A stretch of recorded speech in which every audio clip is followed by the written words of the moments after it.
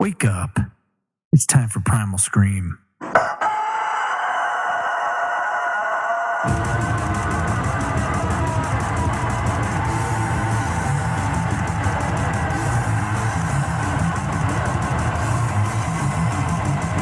Hello, and welcome back to the Primal Scream. I'm Matt. I'm Todd. I am Rock. Yeah. Ooh, I like hearing that. I'm Rock. I'm Rock, you motherfucker. That's like the other day on Halloween. Rock said to me, "Hey, what are you being for Halloween this year?" And I tweeted it. I said, "A badass motherfucker." He did. I was so tired. I was so wiped out from the day. He's like, "What are you gonna be for Halloween?" I'm like, "A badass motherfucker." And it was like almost like Cro-Magnon reaction. I was like, I'm so tired with everything that's going on today. Think. Yeah, I'm just fucking done. It was nice. But everybody I tweeted out to thought it was funny. So Yeah, you say some random things sometimes. That's for sure. You taught me well.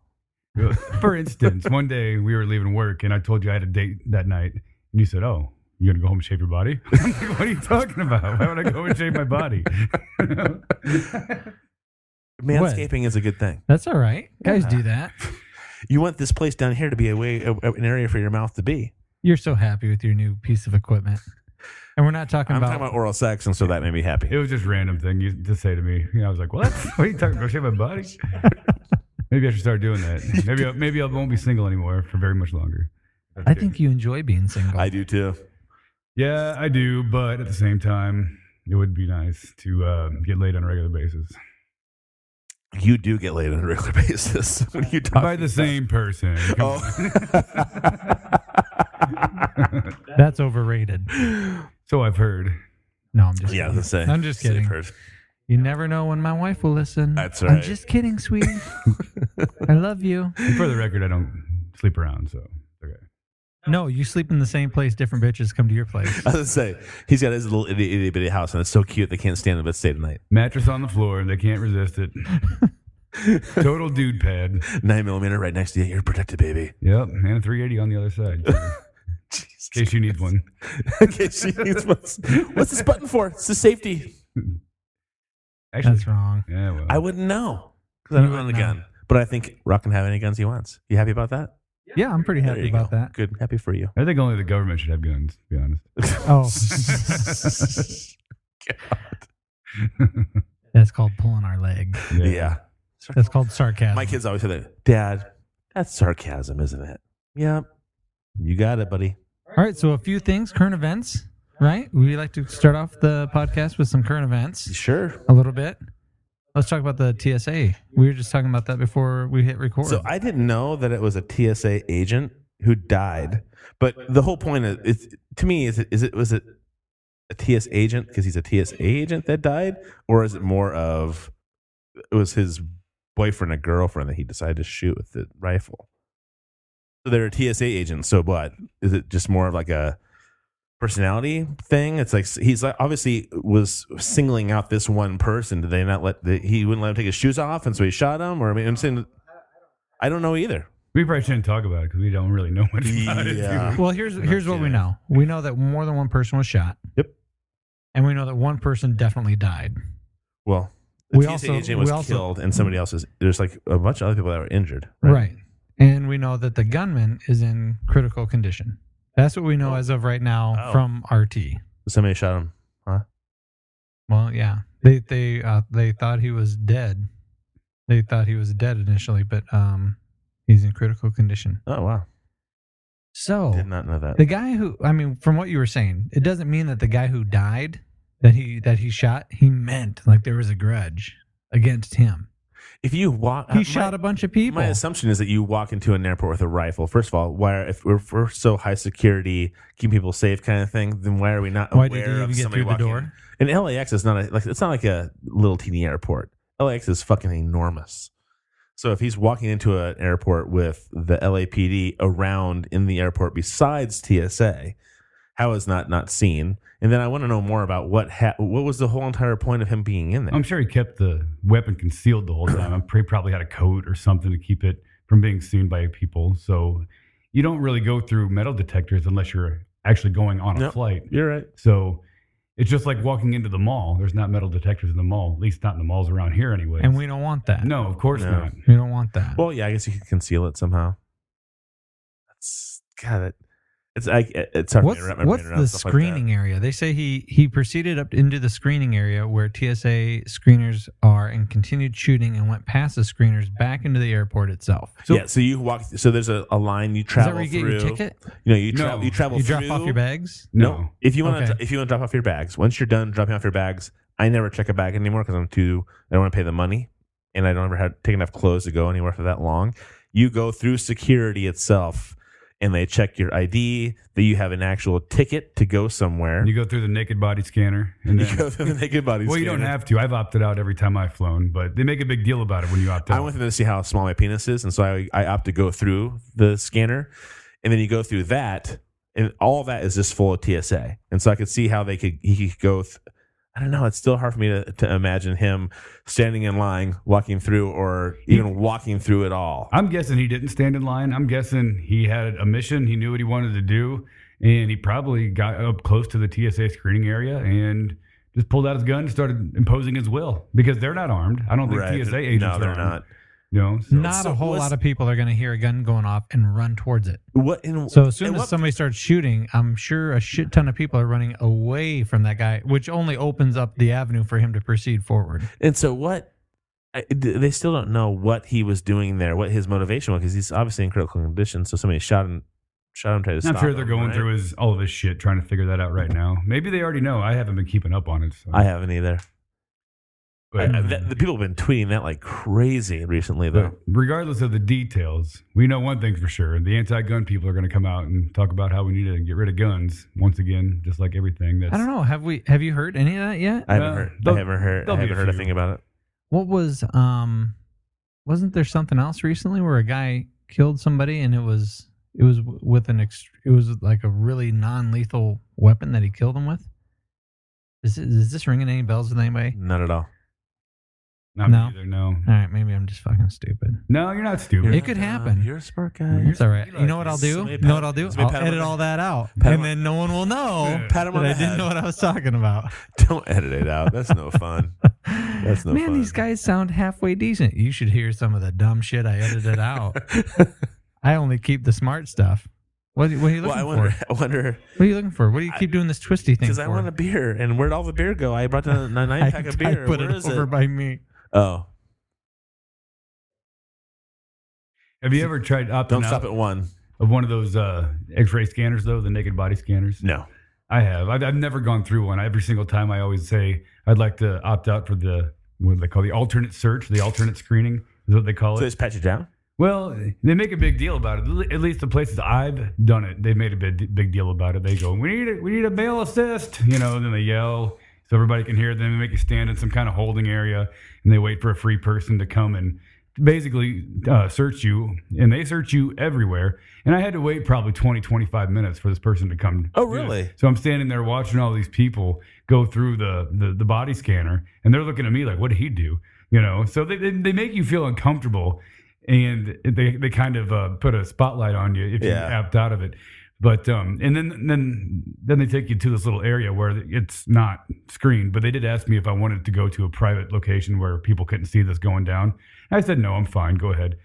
Put your finger in my butt. It's okay. Well, they didn't go that far, but they do touch your genitals. They do touch. Oh, they do. They pat you down. Yeah, they go underneath your nuts and everything. Yeah. So it's pretty invasive. Well, it's one of those things that goes back to the idea of, I'm all for. I don't care because I have nothing to hide, so I'm okay with the scanner. And so it almost goes back to the idea of you just cranked me way down. I can't even hear myself. It goes back to the idea of, when it comes to like the NSA stuff, is some guy on the panel said, "Well, if you don't know you're being spied on, then it doesn't matter." Well, I mean, if I'm going to go through the scanner, I just don't care. I have nothing to hide, so I'm going to scan myself. I don't care. But it has to do with the principle of the fact of you're not going to scan me because it's not. You have no right to scan me. I mean, that's the principle of what you're talking about, right? That, and I don't think they've done adequate research on whether or not the level of radiation you get from those things is healthy or not. Oh, to be honest. So My balls and are when useless. you ask for it, this is what really freaks me out, is when you hear reports of them asking for those reports, and they're like, no. yeah, that kind of raises Congress your wants eyebrows it? a bit. No, that's okay. We're not going to give it to you. I saw some redaction sheet that this congressional panel asked for from the NSA, and it was a sheet like this. It was like an 8x10 sheet. It was 2 sheets of it, and it was nothing but black lines. It's like, so you request something, and then they redact every single sentence of it, so you can't even see who, what, when, where, or why on it. So what's the point? Why even ask for it if you know you're going to get nothing? I think it was a congressman from California who said, look at this. It was on Jon Stewart. This is what I got when I asked for this image. And it was a big 8x10 sheet with a big fucking black box on it. Right. There was nothing on it but a big black box. So everything on it was... Doesn't make sense. It doesn't make sense. And who has the power to do that? Who allows somebody to have the power to do that? I mean, which is what you're kind of talking about or referring to. It's like I'm gonna take the one piece of personal liberty that I still have and say, I'm not going to follow through with whatever bullshit you have to ask me. Grab my nuts in another room if you need to, but I'm not going to go through your machine that's going to be looking for things, even though I have nothing to hide. And I'm not going to allow you to take away that one last grain of what I have when it comes to my personal liberty. There's nothing to hide. If you got nothing to hide, you got nothing to worry about. That whole idea. Where do you draw the line on that? Because if you've really got nothing to hide, then you should be okay with having cameras inside your house to make sure you're not beating your wife. Make sure you're not doing something harmful to your children. Right. Got nothing to hide, right? Why not? So where do you draw that line? Well, if you went with what Sam Harris just talked about on the who should not be spoken about. Let's stop it. Well, I'd like to stop it, but you know what? Fuck it. Joe Rogan's podcast. He's a nice guy. He's a nice guy. He's I'll awesome. plug him. We love him. Yeah, I'm not so big. This podcast isn't so big that I don't want to plug that other guy. It's okay. I'll plug He'll it. be plugging you someday. Maybe if I'm lucky. I was telling my wife when we were listening to it on the way home from a place yesterday, I was like, this is what I want our podcast to be like. I said, when I heard Sam Harris and Joe Rogan just shooting the shit and talking about really deep intellectual things, I'm like, I'd like our podcast to get there someday. Yeah, it's really nice. It's really inspiring. It is inspiring. But according to what Sam Harris was talking about, what you were trying to talk to me about the lies, about the lying. Hey, we should get rid of all lying.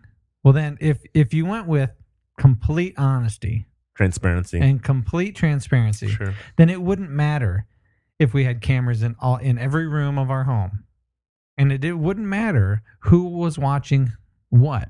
And it wouldn't matter if I went outside and I told my neighbors what type of debauchery went down in my bedroom last night. It wouldn't matter. But it does matter because we're human beings. Indeed. Just because the idea is sound doesn't mean that we're ever going to fucking get there as people. It's better to never get angry. And I know this. And it's ideally better for me to tell my kids, hey, this is the way you should be. But I still slip and I still act the way that I tell my kids not to act. So even though something sounds awesome and it's probably the way we should be, that's not the way we're fucking wired to be. And you can't fight the wiring. Well, you can fight it and they'll make you sick and then you'll lash out. It's like my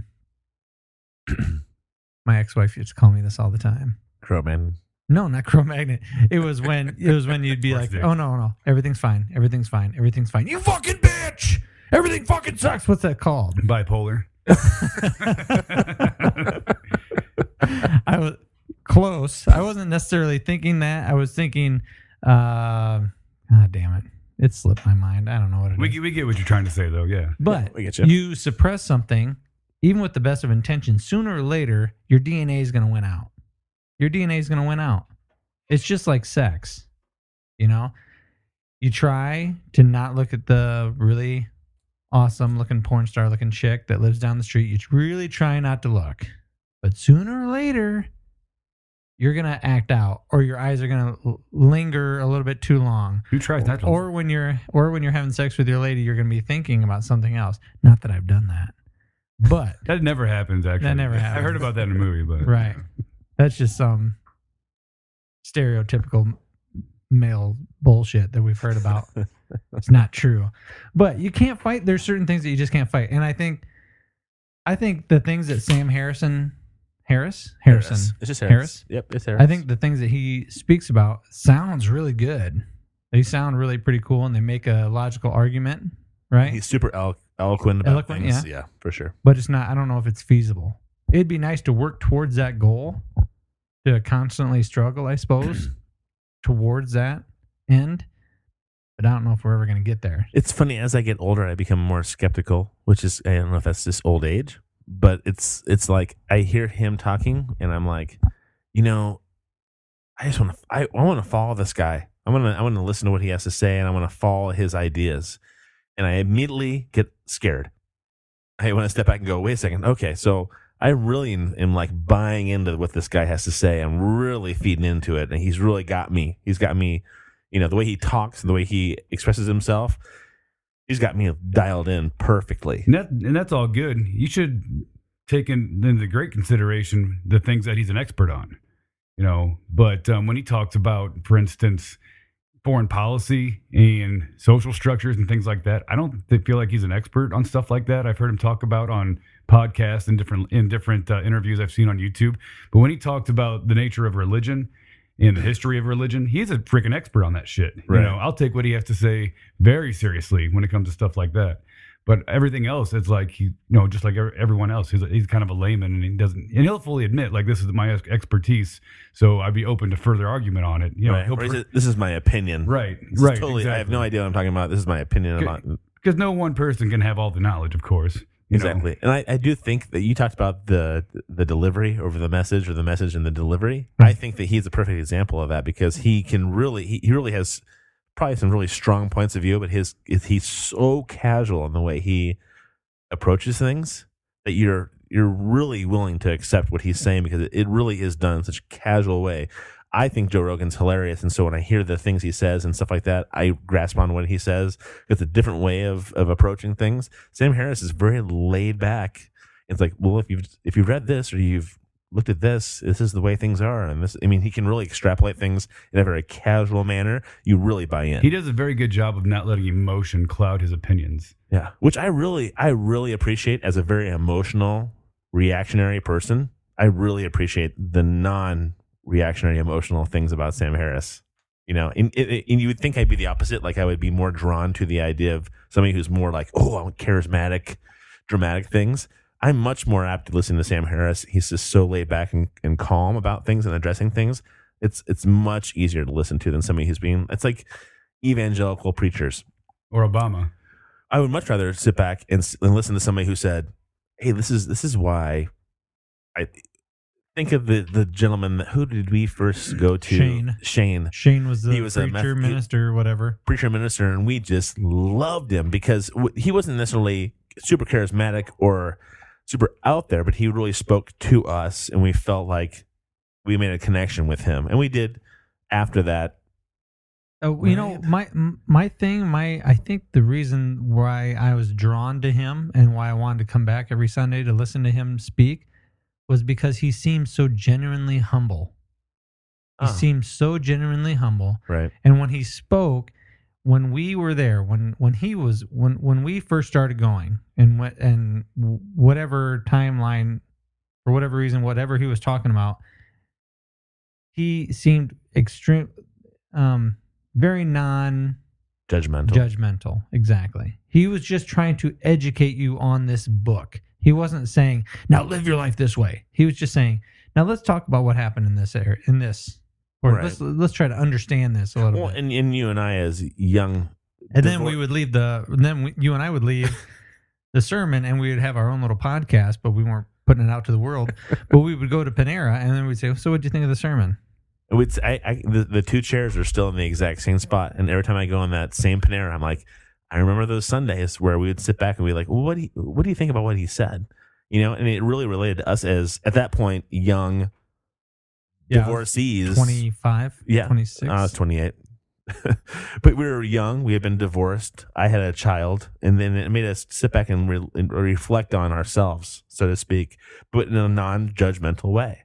That's why he had an impact on me, is that it was like, I knew he was a big born-again Christian. I knew that inherently, but he was able to speak to us, and I was able to allow myself to listen because of the approach he had. By the way, have you seen the ginormous structure that's being added on to that church? Yes, I have. I would find it interesting. I wouldn't mind speaking to somebody who had the answers from that church on why it is being built in the way it is. Are we going towards every church being a mega church? Yes. Oh, yeah, we are. And there's nothing to do other than bringing people into the flock to save them from the devil and to bring them to Christ. That is, you know. I don't think that's the only It's an reason. important thing. I don't. Dude, that's, okay, I'm not saying it's not an important thing with their views. Well, I am. But that's it. What else is there? Money. Yeah. Look at how much money is being sucked in there. No, you're right. How much money? You're right. When we were in there, they said, "Okay, what is your commitment? What are you committing to tithing for the year?" Right, but that's. I'm willing to give you what I have in my pocket this Sunday. They're together. They're inherently together, though. That's saving my soul, and how much money am I going to give you? You're saving your soul, and because they helped you save your soul, you are now going to help them save other souls. It's all about progression of the Getting idea the word of out. that. Absolutely. Well, don't you think by now people have the word? I don't think so. You don't think by now people can say, you know what? Hey, have you heard that one new crazy belief system? No, Jill, what's that?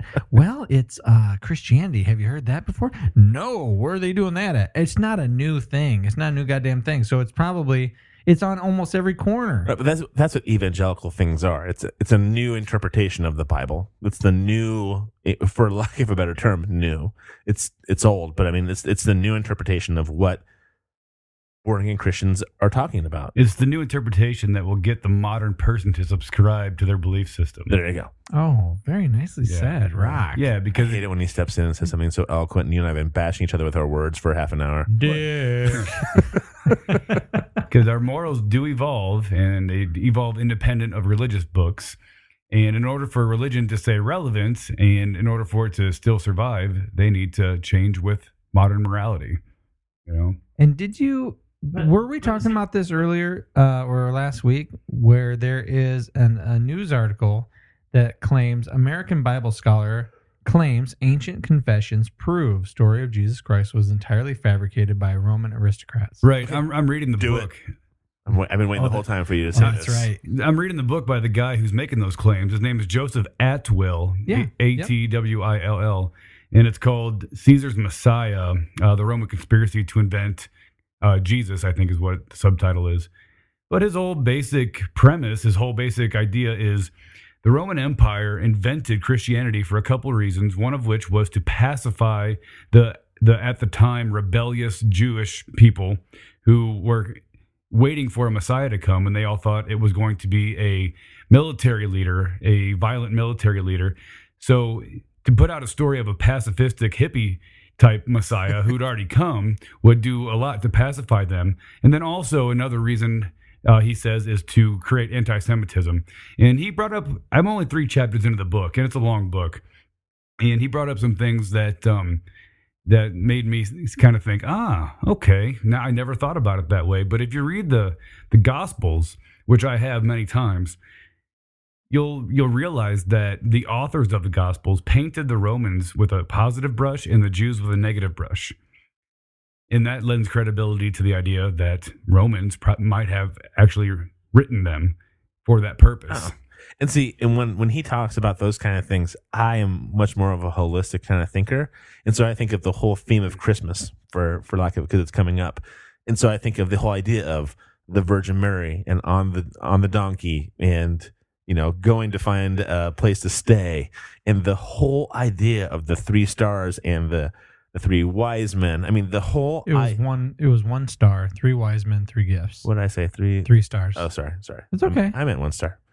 So I think of that whole entire story, and I automatically start feeling myself, because my grandfather was a Methodist minister, and so I like the story of Christmas in general. I am not so bought into the idea of Jesus in that whole story. It's more of like the feeling and the ideas of Christmas remind me of my childhood, and I can really grasp onto that. But that makes me go, holy cow.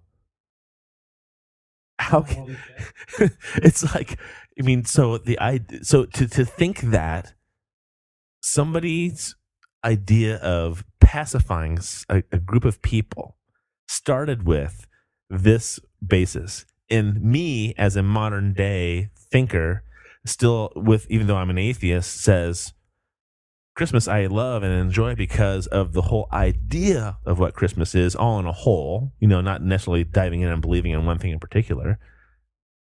I'm just like, I mean, that alone kind of challenges my views about things, right? Imagine the idea of that challenge to somebody who's a born-again Christian, because Christmas and Easter and all those things are crazy focused holidays, right? And so this is like challenging to the foundation of the life that you live on. I have family that I live with, right? That just recently, they're all really big born-again Christians, and they're wonderful people.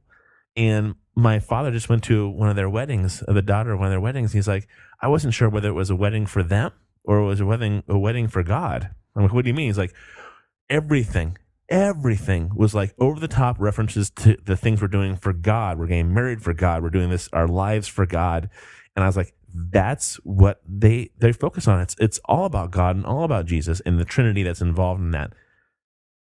You start challenging that idea, it gives you just a glimpse of why people resist the idea of politics and religion so much. Well, the people who are devout to Christianity won't even listen to these ideas because they're so deeply entrenched in their belief system. There you go. Yep. That they're not going to give these ideas the time of day. There's already, before this guy wrote his book and before this guy made his discoveries, there's all kinds of evidence that contradicts Christianity. Yeah, you're right. All kinds of solid evidence.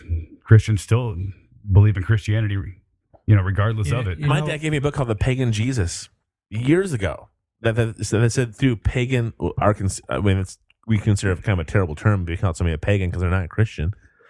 But pagan religions for years have told these, whether it's Genesis-like stories of how the world began, or a Messiah-like figure that comes and solves people's problems, or whether it's the end of times at the end of things. That's happened in multiple generations throughout the world for ages. And they predate Jesus. Yeah, absolutely. Like Dionysus, I got it pulled up right here. Dionysus was born of a virgin on December 25th as the Holy Child was placed in a manger, was a traveling preacher who performed miracles, rode in a triumphal procession on a donkey. I mean, the similarities between Jesus and religious mythological figures that predated him are astounding. Well, and the idea that also that we know for a fact that as Christianity pulled people into the fold of their Christian, we pulled into those pagan, the Yule log, the Christmas tree, all those things have to do with pagan religions that we pulled into Christian ideas. I'll just let it be silent. No. Type on your fucking shit. I'm not typing on myself. No, dude, we're listening. We're totally listening. You're reading. No, I'm just teasing. I'm not typing on anything. I just there's so many mythological figures that came before Jesus that were conjured up before Jesus. I was just looking this up because I was really hoping that you were going to name off a bunch of them, because was Osiris one of them? Yes. There was a lot of these that were brought up, and I think that was in Horus, Krishna. This is one of the cool things about the Dan Brown books. Okay, yeah, I love them. Now, Dan Brown books. I'm not saying that everything in a Dan Brown book is correct or true. Okay, but I am saying this: books that I really love reading have a touch of truth, are sprinkled throughout with truths, and it makes you really delve in and investigate. You read a book and then you're like, oh, I'm going to look this up. Oh my God, that is true. Stop and think. Holy shit. You're right. If you take the painting of the Last Supper, and you look at it this way, they do match up. And who painted the Last Supper? Da Vinci, correct? And so he's a well-known atheist. And so you have an atheist painting a picture of the Last Supper, one of the biggest, things that happened in the end of Christianity before Christ is crucified. If it happened. Yeah. And so you have an atheist interpretation of something that is biblically part of things. And so that to me adds more to the mystery and the fascination with Christianity than anything else. I can buy into a lot of these little subtle things. It's like knowing that Jefferson had slaves, or that George Washington, didn't cut down the cherry tree, that he was a prick, and he had all these other things going on. When I start realizing that there are some things behind the scenes that make him more applicable to me as a human being, as a person, I'm easier to buy into things. And I'm easier to at least listen to understand more stuff. And so if somebody said to me that the Last Supper and all these things that the Last Supper painting is the pinnacle of Christianity's picture in their heads, right? Yeah, I suppose. That's that to me, when I think of the Last Supper, I don't think of who's that crazy painter with the melting clocks and stuff? Dali. I don't think of Dali's Last Supper, right? He's got one? Oh yeah, it's a doozy. It's got Christ on a cross above it, and it's amazing. And so I think of Da Vinci's Last Supper. But if you take a Dan Brown and the whole painting and the way that things are diagrammed together, it makes you stop and go, wait a second. Here's an atheist who did a painting of a Christian thing and is breaking it down to a scientific kind of way of looking at things. That to me is more applicable to me as a human being. Let me put it that way. And so anything past that, I mean, if I knew that Da Vinci was like a hardcore born again Christian, probably couldn't be born again back then, but it was a hardcore Christian at that point, I would have a different point of view about it. But knowing that he was a non-believer and still was painting things about it gives it an idea or an air of mystery that gets me to kind of buy into a little bit. I love that part of the Dan Brown books. I know Christians hate Dan Brown books because of supposedly his, denigration of Christianity. But to me, to think that what was the very first Dan Brown book? What was that? It was the Da Vinci Code, right? Yeah, the Da Vinci Code. Well, I think it was Angels and Demons was the first one he wrote, but the first one that really came out and sold well was the Da Vinci Code. The Da Vinci Code. To think that Christ was a person who had a family and has a lineage, to me, it would make me more of a believer of him as a person to follow, much more applicable as this flighty third part of a Trinity, Flighty. No, it's I can't. You made me think of Phoebe. I'm sorry, from not flight. I mean, flighty is, and I can't understand it and grasp it as a person. Okay. It's like he's one of three. He's God. He's a Holy Ghost. Yeah, he's all these things. I can't relate to it. I gotta fear it or look forward to it in the afterlife. Blah blah blah. And so it's hard for me to grasp a hold of that. I have to sit back and I have to be in awe of it or in fear of it. I'd much rather say, so he's a dude who had a wife, and he also had these wonderful attributes. Obviously, Christ had some incredible things to say that are good for us as human beings, but I can't relate to it because of the way it's presented to me. And that could just be me as a person individually, but I would much more be apt to saying he's a dude who had a family and he had these wonderful ideas, and this is the way he lived his life, and I could see myself following that way of believing. Hey, you know what makes going to a wedding sucky now? What's that?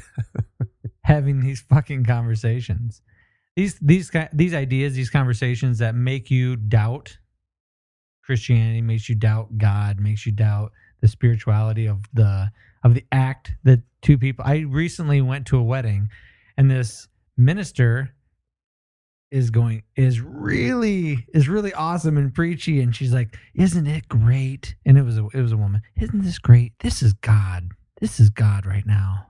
You are here for God. Everything."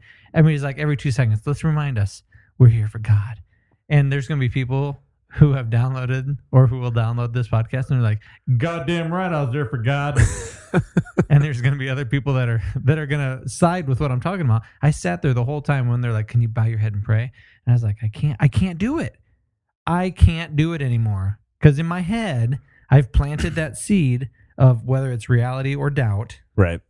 And said, I just don't buy into this. And I can't put my head down and bow and say I'm doing.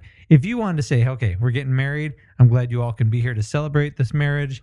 Please hold us accountable. Please, you're all here as witnesses and you're all telling us by your attendance here today that you're here to help us when we have In love and support them. in love and Absolutely. support Yeah. for the rest of our marriage. And thank you for being here to share our happiness together.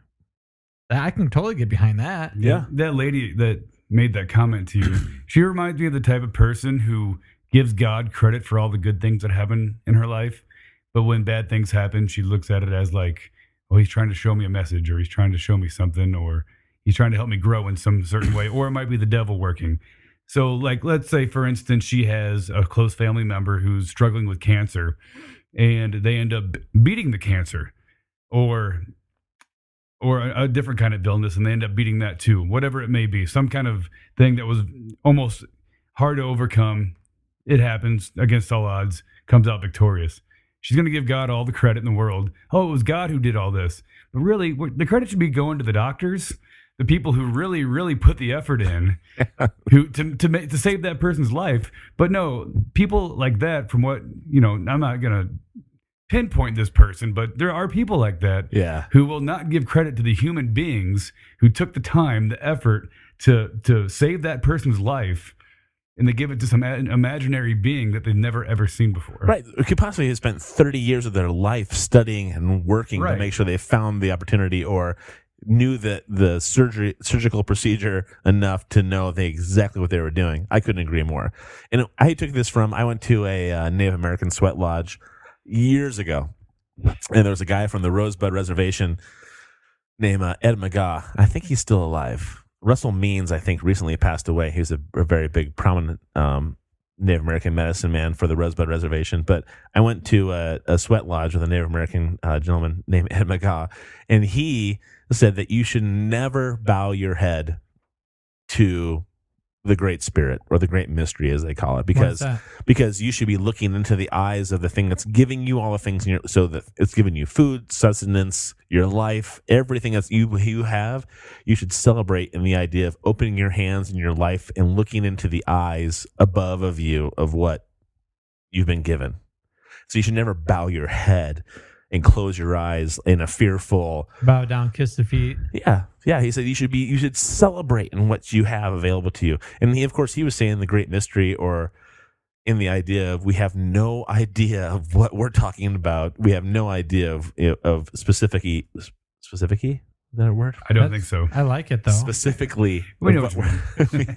of what people are talking about. And so now, when I am in situations where I'm at a wedding and they want you to pray and things like that, I just keep my eyes open, and I just look at the person who's speaking, and I just look at them, and I focus on them and the idea of thinking they're coming from a point of view of, most of the time, of hope and prosperity for mostly, like you said, it's been weddings. And so I just look at them, and I just try to think of taking their words and giving it out to the world and to whoever is there, saying they want peace and prosperity for these people and for all of us. But I don't close I'm like you, but I don't close my eyes, and I don't bow my head, because this one person said, if there is a God or there is a higher spirit, they don't want you to cower and close your eyes and go into yourself. They want you to express the thanks of what you're talking about to them. And so I've always kind of turned it around that way. And instead of saying amen, I always say, aho. I can't not do that now. So it's one of those things. You just reflexively do it. You just amen.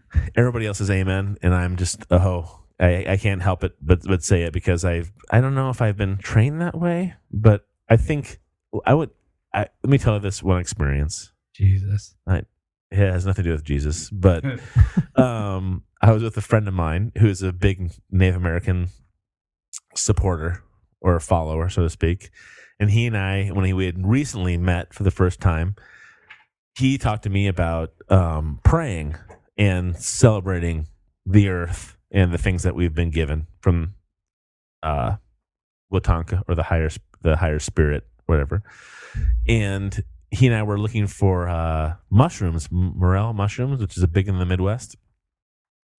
And he said, we couldn't find any. We've been walking around for an hour or so. He's like, maybe we should just stop and just pray.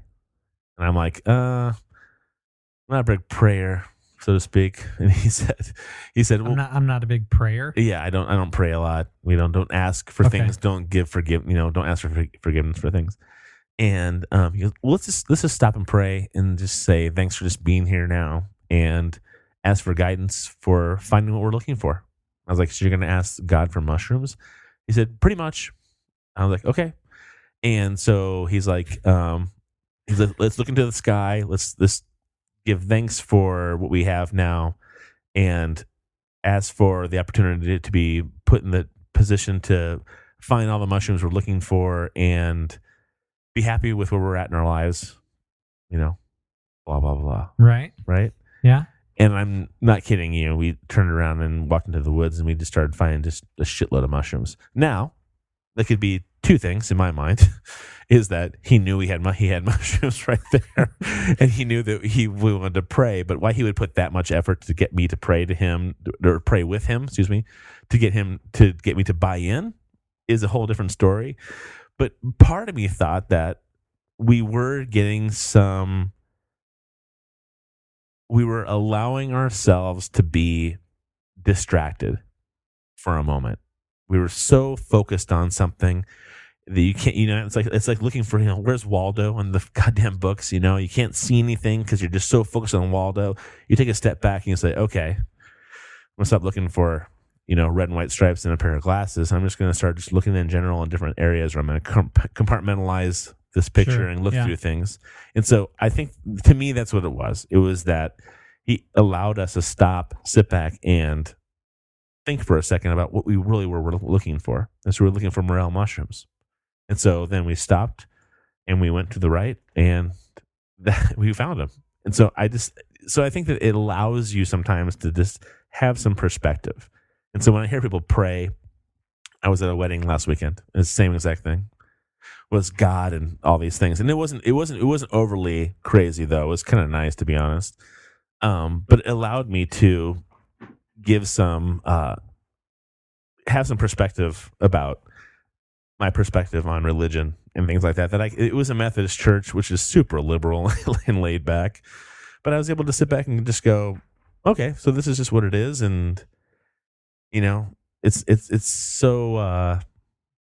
so easy to fall into so many dogmas and so many parts of religion that it's almost liberating to sit back and even though I consider myself an atheist, I can almost enjoy church more now because I'm amongst people who really are wanting to have a better way of looking at things or a better way of approaching the world.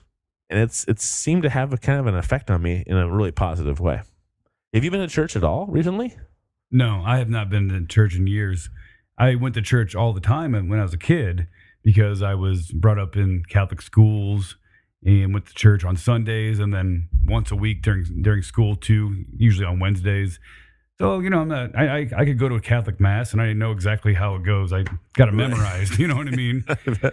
But recently, no, I don't want to go back to church. It kind of just reminds me that I was brainwashed as a kid. Really? Yeah. So you don't think you could pull anything positive from it at all? I don't think so. I don't. I think that the positive things that people claim religion teaches people, I think that we have that stuff inherently within ourselves. We can figure that stuff out on our own. I don't need to be told not to kill somebody by a 2,000-year-old book. Well, actually older than that, in order to know that it's the wrong thing to do. Same thing goes for stealing and whatever else. So you don't need 10 commandments to tell you to be a good person. Right. And, if you look at the 10 commandments, a lot of them aren't based on objective morality anyways. What? Only worship me. I mean, that shows that God is jealous and egotistical. If you worship anyone else, that's a deadly sin. Right, yeah. Don't worship on the Sabbath. Then you finally get to one that's good. Honor your mother and father.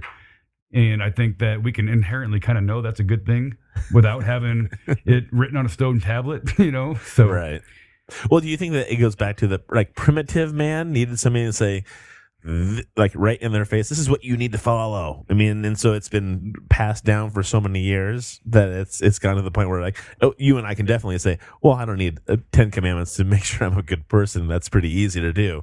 But I wonder if it's just like this dogma that just keeps being, I am like Sam Harris with the idea that I think at some point religion will just be gone. I believe that too. I don't think we'll see that. I just think you guys we are won't. crazy. We won't. I think Someday, 1,000 years from now. Right, but you're right. You and I won't see it, but it'll be done. If we keep going on the path that we're going, because the amount of knowledge we've learned about the universe has been stupendous in the past 100 years compared to the rest of human history. Right. We're learning so much at an exponential rate. So fast. That eventually it will become overwhelming, and it all undermines religion. It all renders religion bullshit. Right. All the stories from all the different major religions, Islam, Judaism, Christianity. So eventually, as generations die out and new ones come in, eventually, if we keep gaining this amount of knowledge at this rate, I don't see any other path than it to be totally just kind of withered away. And you know what? Here's a good movie for you. Ready for a good movie scenario? Does it have 20-inch pygmies? No. Okay. It doesn't. But imagine the Left Behind series. They started making movies out of it, and they're fucking horrible. With James, who was it? What's that kid's name from some TV sitcom? It's so bad that I can't remember his name. Anyways, and so Alan Thicke was Alan Thicke. Because I was thinking his son is a singer now, Robin Thicke. Fucking his song is great. My first thought was that imagine you have a society where religion is illegal. And so you are not allowed to practice the idea of a higher power. You know what? Don't even goof with that idea, because it's already been done. Christians will get crazy, and they're like, "Well, this is why we've smuggled in 50 Bibles into China." Right. You've heard those stories where you have missionaries that are doing that stuff. Would that be a good idea for a movie, though? So you have a society that religion is illegal. Isn't that what happened in Soviet Russia? Didn't Stalin make religion illegal? Oh, I don't know. I thought the idea of the Russian. No, I thought. If somebody knows, send me a comment. I thought Roman Catholicism was like the end all be all, and that was part of Russia's. Well, I know Stalin was an atheist, but he didn't put forth the idea of no religion, did he? Wow, that'd be an interesting thing. I don't know. To be honest, I don't know for sure. That's just kind of the idea that I had in my head. What the hell are you drinking over there? Thank God it's Google. 312.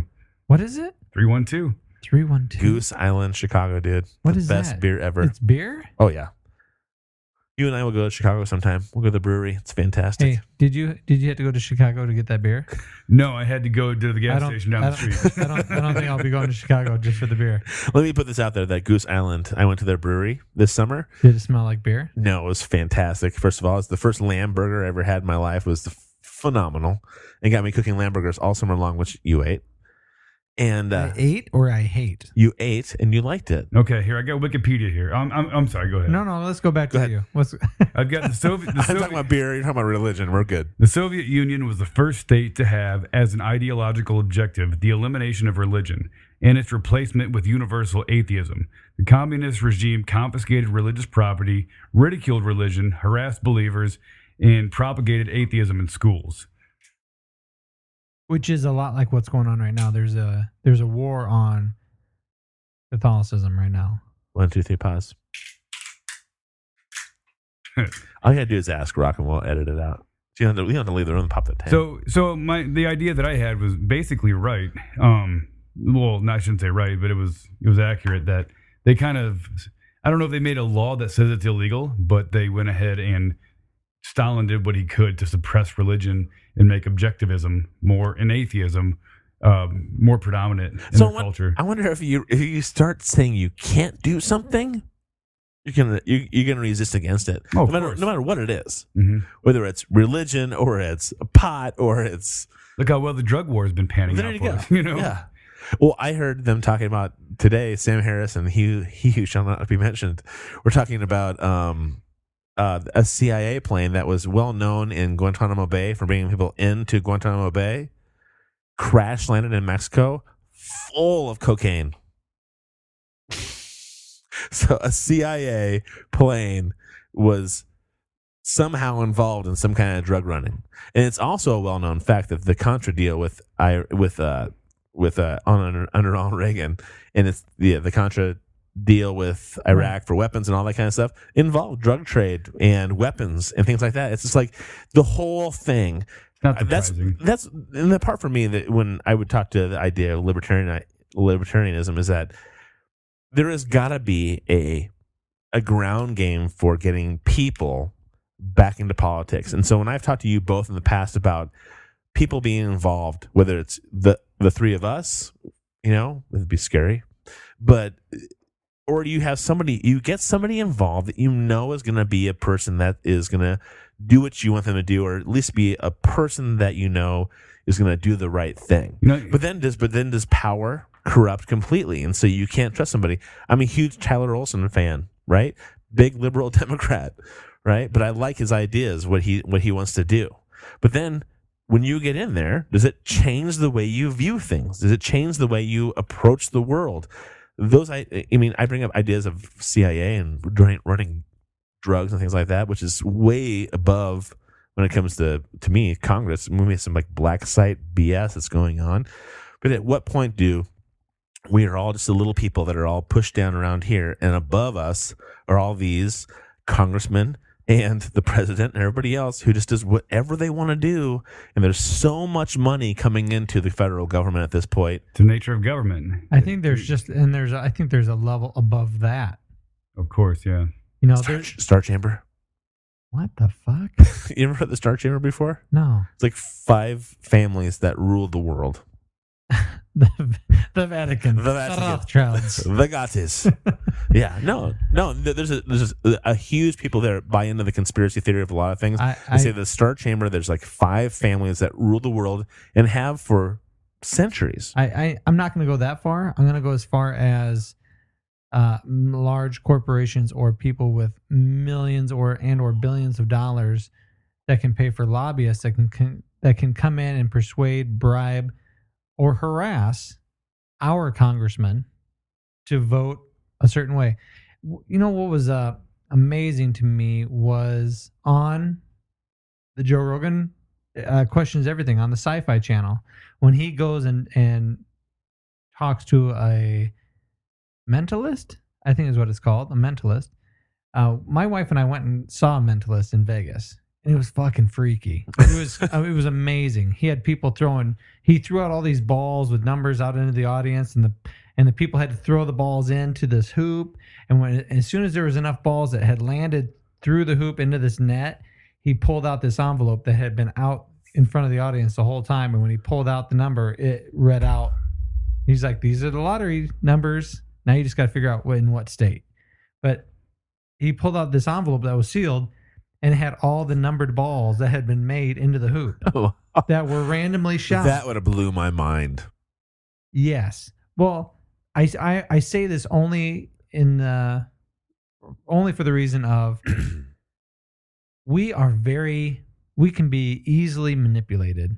All of us can be easily manipulated, whether it's sleight of hand and you're watching a magician, or a mentalist, or it could be a person giving a speech.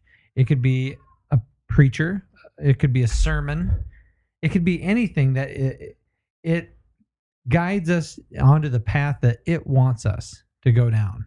Man or woman wants us to go down. Okay. So when you change sides, when you go from being one of the sheep, which I would consider myself a sheep because I'm not doing anything. I'm not in politics. I'm not leading anybody else around by the nose. I'm one of the sheep. I'm doing what you're telling me to do. I'm following the law. When you change and all of a sudden you are leading the sheep and you're on the other side of the fence, those people are like mentalists. Those people the people coming in that large corporations are paying to convince politicians, hey, you need to vote this way. You need to put your time and effort and money into this, and we're going to give money into your campaign. They're so convincing. It's hard to say you're evil, you're right, you're wrong.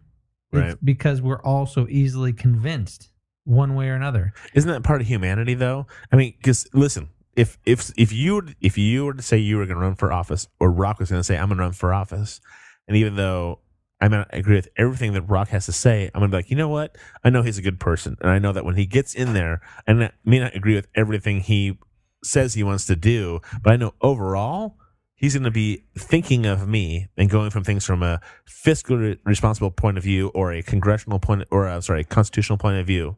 Right? You wouldn't agree with anything I want to do, to be honest. I think for the first 5 minutes, maybe the first 5 days. Yeah. But then after that, no matter how great a person he is, the influences that we don't see, the influences that we don't see, start to hit him. Would he be co-opted? Yeah. That's what I'm saying. Would he be a co-opted? So I would have to trust that he would not be. So I'm telling you. So I'm sorry, Rock. No, I shouldn't just assume that you're going to be co-opted like that. No, listen. I'm using him as a pinpoint because you and I are very moderate, conservative, democratic people.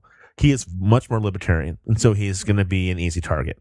And so I want him to. I want to say that not because he's a bad person. I think he's a good person. And so my idea is that we put him into Congress knowing that he's going to balance things out between the two of us, even though it could be extreme for me in some areas and extreme for you in other areas. Could he be co-opted? So could somebody come to him and knock on his door and say, hey, listen, I'm going to give you $50 million when you get done with Congress in 2 to 4 or 6 years, or 4 to 8 years. I want you to make sure these things happen over this 8-10 year time period. I'm sure that happens. Just put this into effect. In this kind of thing, you need to help me out. I'll help you out. But you're going to be set for the rest of your life, and your family is going to be set for the rest of your life. Can you be co-opted in that? And can you, as a moral person, because I really do believe that Rock is a very thoughtful, moral person. My thought is that do you think you'd be able to resist that idea of thinking or those powers that are involved? I can't say so definitively right here and now because I've never been presented with that situation. But judging from the person that I know myself as to be now, I think that I could resist that because I totally understand that that's a possibility going in beforehand. And I've kind of already put myself through that situation, or would have done so before being quote unquote elected to a certain office.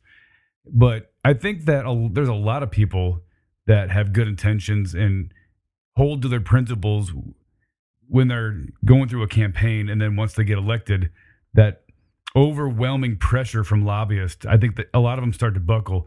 And like I've said before, there are some that are very visible that you can tell have not given into the pressure. Justin Amash from Michigan, Rand Paul from Kentucky, Ron Paul for his entire career never gave in. So there's some examples out there. So it is possible. Personally, would I be able to resist it? I think so, but I don't know for sure because I've never been put in this situation. I'd give you Ron Paul, and I'd give you Jeff Daniels from Michigan for sure. I think Rand Paul has fallen back on a couple of his things. But that's just me personally. But I think that you would be. I think you would be able to resist that. But we all have. I mean, if I think about my children, or I think about what I want to do with the rest of my life, and when I retire, and all these kind, and you weren't even talking. We're talking about money. Beyond power, because when you're a congressman, whether it's the House of Representatives or you're the Senate, you have serious power over people. There's a guy from Nevada who has been lambasted recently because he said that if my constituents wanted me to reinstate slavery, I would petition the government to reinstate, because that's what the majority wants. Right, and he is being prosecuted like crazy by saying that. And to me, he took the worst case scenario, right, and he applied it to the best case logic. Exactly. No, I couldn't agree with you more. And they really blasted him on it. And I was like, my first thought was like, I could not agree more. But that's not the best case logic, in my opinion. I don't think their job is to do what their constituents want them to do. Their job is to follow the rule of law. Their job is to follow the Constitution. There's certain parameters set for them. That's what the rule of law is. The rule of law is a set of rules that they're not supposed to operate outside of. And that's their job. They're supposed to vote based on and not pass new laws that conflict with the Constitution. And I wonder if the constituents need to realize that, though. Because my idea, though, is I would follow right along with that guy from Nevada.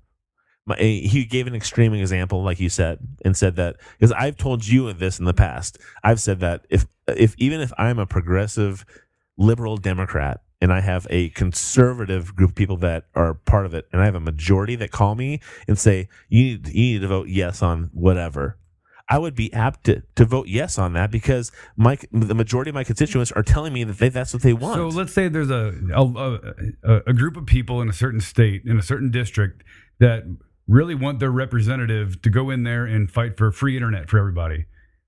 Well, there's nothing within the Constitution that says the federal government has the authority to provide free internet, to take money from one group of people and provide free internet for another group of people. So if that representative or congressman were to say, well, I got to follow what my constituents want, he is operating outside the rule of law and therefore not doing his job because he takes an oath to the Constitution, not to the will of his constituents. Okay. You know? Well, I can see your point. I can also see the point of people saying, well, they didn't have the internet around during the creation of the Constitution, and because the power of the internet being for everybody being able to connect freely to the internet at a high rate of speed, people can homeschool easier, where they wouldn't have been able to before because maybe they couldn't afford the internet. Maybe. Okay, let's say free food then. Food existed. Let's say the constituents wanted, well, you know what? We don't really want to pay for our food. Go in there and get us free food. Take money from one group of people and use that money to get us free food. We'll vote you in if you go do that. Food existed back during the time of the Constitution. Internet may have been a bad example, but the principle still is the same. Taking money from one group of people for the benefit of another. That's how politicians get elected, because they promise free shit to the group of people that give them their votes. But in the same way that you're saying this, in the same way that you're saying a congressman should not promise to take money away from one group of people to give it to another group of people, because that is anti-Constitution. Correct? Well, it's against the Constitution, and it's also immoral. It's stealing. Okay. You know. But I mean, the idea of I want free food or I want free internet, that internet thing, it's not a bad example. I'm trying to look at it from a different point of view, as look at statistics that are coming out nowadays is CEOs and owners of corporations are making 50% more profit than they did 50 years ago. And there's 50% more unemployment than there was 50 years ago. And that's caused by government. And then people want government to fix the problem that they caused. And whenever they do that, they compound the problem, because government can't fix anything. But if you were to leave it the way it is, if you were to leave it and just let the train continue on, right?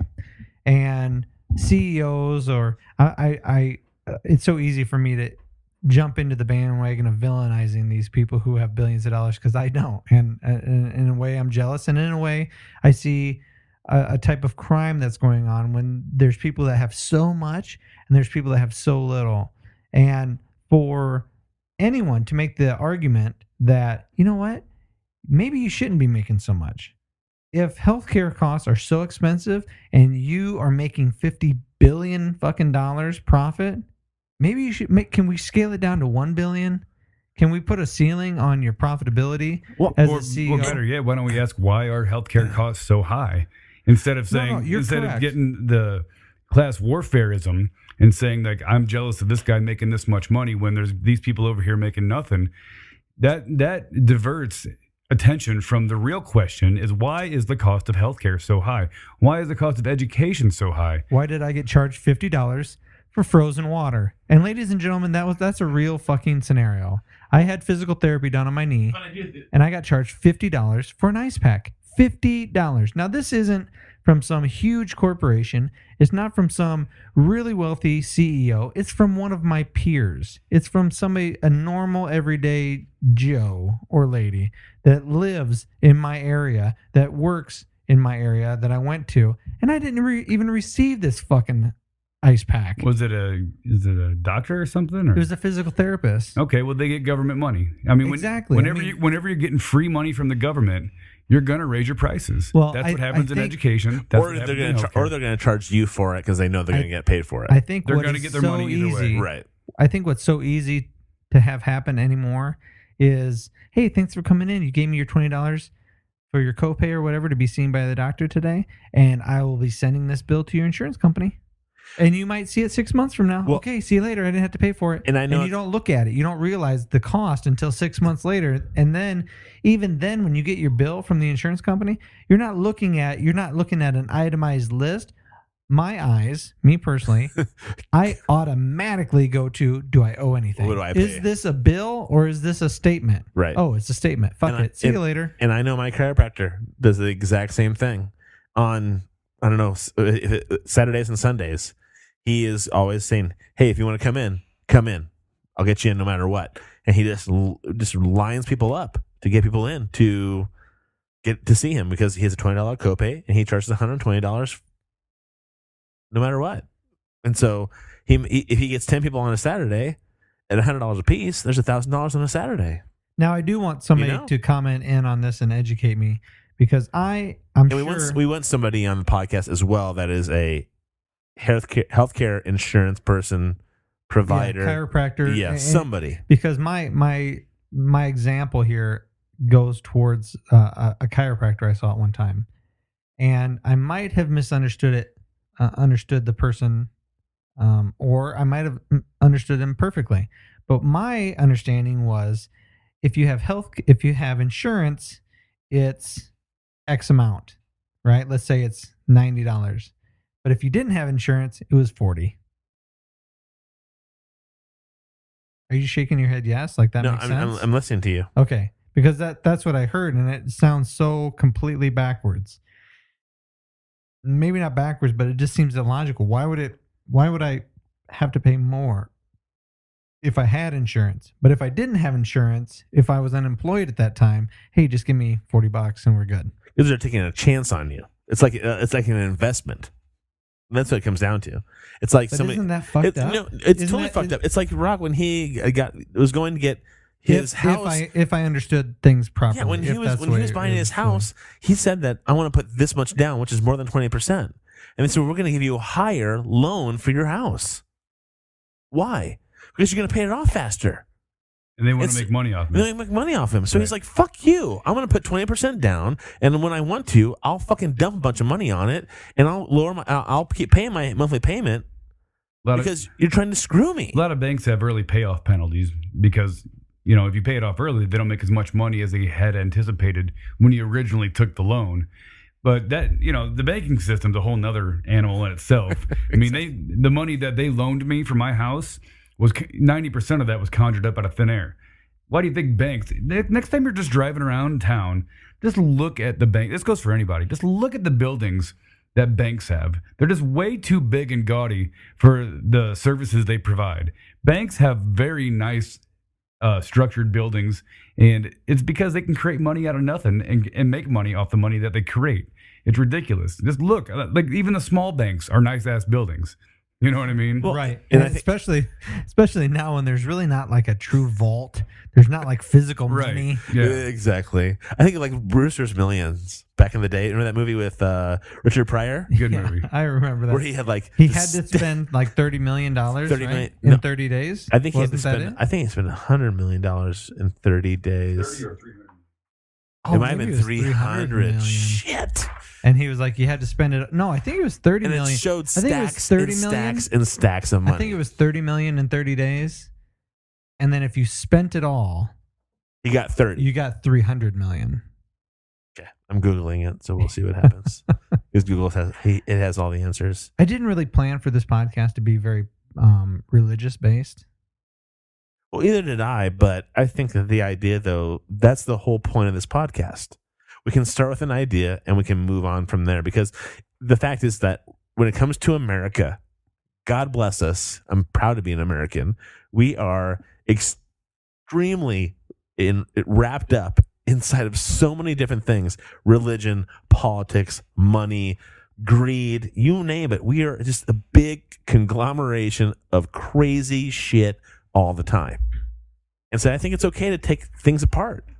And I have given Rock a hard time in the past about him saying things, well, that's what you get when you get the federal government involved, and those kind of things. But it seems like there are times if you pull the federal government out of all the other extrapolating things we're talking about, they might go just a tad bit smoother because there's less. Tad bit. I'm giving you a big heads up here. So I mean, I'm giving you a big props. I'm giving big props. So don't give me too much shit. Just saying. They mess everything up. The bureaucracy that's involved. There's so many things that are involved that they wrap things around. You know, even like talk about in our area farming, right? The USDA puts so much pressure on farmers for certain things to do a certain way. It's hard for me not to think that when Monsanto comes in and says, well, I have this ready to go for you and this ready to go. It'll be with this regulation and this will be taken care of and you'll be good to go. A farmer might go, oh, Jesus, thank God. Okay, yeah, I'll just leave everything up to you. You got this one seed that handles all my problems. I don't have to fucking worry about it anymore. But people are using that seed and they're still using pesticides. I know. I'm just saying that when somebody says if you can pull all the regulations involved, you can pull all the red tape that I have to fucking think about. You and I talk about being stressed out when it comes to our kids and our jobs and everything else in our lives. Think about being a private business owner, which is what a farmer is, and somebody says, hey, I'm going to pull all that red tape out of everything. I'm going to give you this really simple thing to do. You do it. That's what free enterprise is all about. But now you got government giving the farming industry all these regulations, and the private farmers say, well, you know what, I'm just one guy, I can't go through all this convoluted bullshit. So they end up sinking. But then you get Monsanto who says, oh, I got this whole compliance department that's all they do is try to make sure we follow all your rules. No problem. We got you. The hard part too is that private corporations who buy up all these private farms also coincide with Monsanto. You have Iowa has the highest concentration of small independent farmers in the world, right? Iowa does. When it comes to farming in the world, the Midwest is well known for that, right? Can you do me a favor? Yeah. Send me a link to support that. Yep. Because I can do that. And then if you people at home go to our website and you don't see the link, then I can't support that. Okay. Then I will send you the link. Okay. Iowa has the highest concentration of independent farmers, right? That are not corporate owned in the Midwest. And we're the highest farming, Midwest is the highest farming area in the world at this point, right? That's what we do. And I completely lost my train of thought. What the fuck? I'm sorry. We're talking about, yeah. We grow all kinds of shit here. We were talking about Monsanto. We were talking about large farming. Regulations that drown out the private farmer and for benefit for the big companies. Dude, that happens to me all the time. Government sucks, and they always make regulations that favor big business and push out the mom pops. Hey, but we want government to come in and make new rules to fix all those problems that they created. Did you remember yet or no? I did not. Okay, if you didn't remember, Rock, do you ever remember? You're an asshole. Bring it back when he comes back. Yeah, when you think of it. All right. Do you remember ever hearing about the Stanford prison experiment? No. Okay. It was back in the 70s, and the University of Stanford had... Stanford University. Oh, Jesus, fuck. The cardinal. Stanford University. It's cardinal. It's the color, not the bird. So you know. The tree. The fucking tree. Have you seen that freaky tree that jumps around? And I'm from Palo Alto. I know what I'm talking about. And the tree is freaky. All right. It's a big pine tree. Go ahead. Fuck. Okay. Who? Don't worry about it. It'll be edited. It'll be edited out. So, the Stanford prison experiment was conducted in the 70s, right? Where they had a bunch of college... they just had a bunch of college students who had volunteered for a social experiment where they were split. So many of the students were put in prison cells, and the other portion were put as prison guards. I think I have heard of this, but keep going. Yeah. And there was a movie done on it. Can you remember what it's a documentary. Mm-hmm. Well, there was a documentary, but there was actually a movie. A movie? Yeah, the guy who did 30 Days or 28 Days Later. Oh, I didn't know that. There's a movie that he... The documentary is the best thing, though, because it just shows you that overnight, within 3 days... Within 3 days, the prison guards were truly... Even though they were... Nobody had actually committed a crime. Right. It was just an experiment. And they're all playing roles. And they were all just college students. But within 3 days, it failed miserably because the prison guards started abusing physically and verbally the prisoners. They started treating the prisoners as if they had truly committed crimes and that they were lower than them. Than themselves, yeah. Right. And the reason I bring this up is because I think that experiment should say a lot to us. Whenever you put somebody in power over a group of people, you instantly are changed. The forces of nature that work their way into you, if you're in power, you're all of a sudden looking at these other people in a completely different way. You didn't mean to. I'm sure that all of these students who went in there and they were like, oh shit, we're security guards. Sweet. So how long is this study for? Okay. I'm sure none of them thought within 3 days I'm going to be beating people. I know it's similar. And that goes to my point earlier, was saying that I think you guys are wonderful. I love you both. I think you're great human beings. So I put you into Congress and I put you in power. I vote for you. I promote you. I call people on the phone. I do all the things that get you into a position of changing things, how the three of us have been talking about changing things, or your ideas of changing things, even though I might not agree with half of them, right?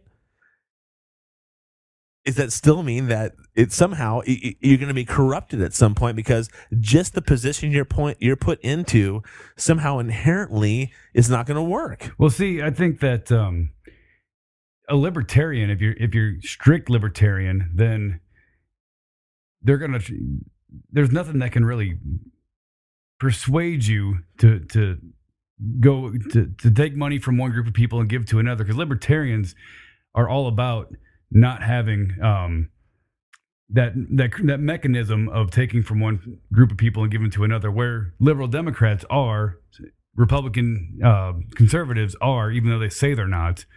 So it would take a lot more persuasion to get a libertarian to become a part of that system. You see what I'm saying? I didn't articulate that well. It's kind of you did a great job. Do you think that what about the haves and the have-nots? I mean, when it comes to the people who, whether it's people who have made poor decisions in their lives and they're in the fucking dumps and they're in poverty and they have children in poverty, what do we do with those people who don't necessarily fall into either? I mean, progressive liberals are going to say we need to give them, food stamps and everything they can to make sure that take from people who have and give to the have-nots. Right. And so do the Robin Hood deal or whatever. But my first thought is the extreme opposite, which is so everybody you just let these children die. Well, you act like, I mean, that is something we hear quite a lot as libertarians, is like, oh, you're just going to let people die in the streets. Well, before government got involved in welfarism and socialism, so to speak, people weren't dying in the streets. There were private charities that took care of people. There were churches that took care of people. And government comes in and they create a system of welfare that gets so abused, it's so overfunded, and people who don't actually need the assistance end up abusing the hell out of it, selling their food stamp cards, trading it for money so they can go buy whatever else they want, drugs, alcohol, whatever. Is there not a happy medium in there? So you can have the people who are abusing the system, and you actually have a husband and a wife and 3 kids who are both working 2 jobs, minimum wage, trying to get by, who get food stamps to help support what they're doing, and that makes them get by to hopefully move on. And that without thinking about necessarily the people who are abusing the system, is there a way to weed the people out who are part of the system, or is the system in itself inherently not working correctly so that we can't whittle those things out? Well, government's going to cater towards the masses, and government gets votes by promising the greatest amount of people the most free stuff.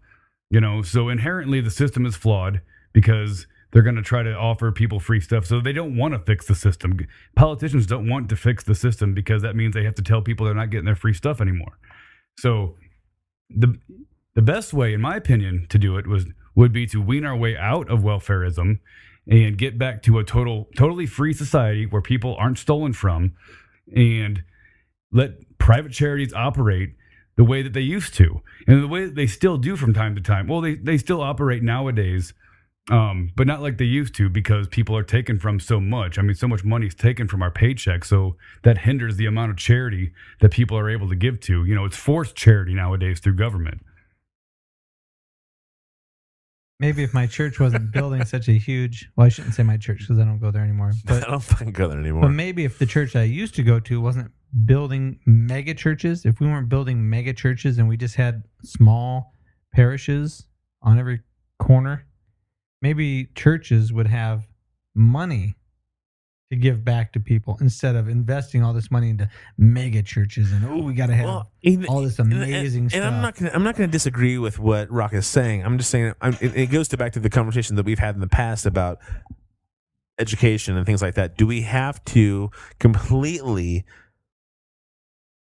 annihilate a whole entire section of like the Department of Education? Do we have to immediately shut down the entire everything? Can we find a way to wean ourselves off of something? So if what he's saying is like people, charities and things like that, and we used to do that back in the day and take care of people, and the government didn't do that, and so the government's so involved now of people getting free things, right? Part of me feels that the idea of free things, quote unquote free things, is there's always somebody out there just wanting something for fucking free. Give me something for free. I want something for free. That the majority of people are doing that. I don't believe the majority of people are doing that, but I think the government, and because the government is doing those things, makes people. I want free. I'm a paying person. I'll get free shit if I could too. What's the incentive to work? If you're getting $350 a week from welfare, what's the incentive to work? You're gonna make maybe. Let's say you make $400 a week if you go get a job, make a minimum wage or a little bit more. So your incentive to go work is $50 a week, and then that's not even taking into account moving from driving to and from your job every day, having to buy clothes for your job. There's expenses that come along with being employed. So essentially, you're losing money if you take a job. Well, what's the incentive of actually going out and getting one when they're already paying you more than you would be if you went and actually got employed? Here's an example of something that's going on in my life. My mother was recently unemployed, and she told me when she got the job that she's in currently, she goes, "I actually bring home only $30 more a week than I did when I was unemployed." And she's basically making less money because she has expenses that come along with being employed. Driving to and from. That's correct. But she also has, but the one benefit was I have health insurance. Now, how does that play out now with Obamacare? Would it have made any difference?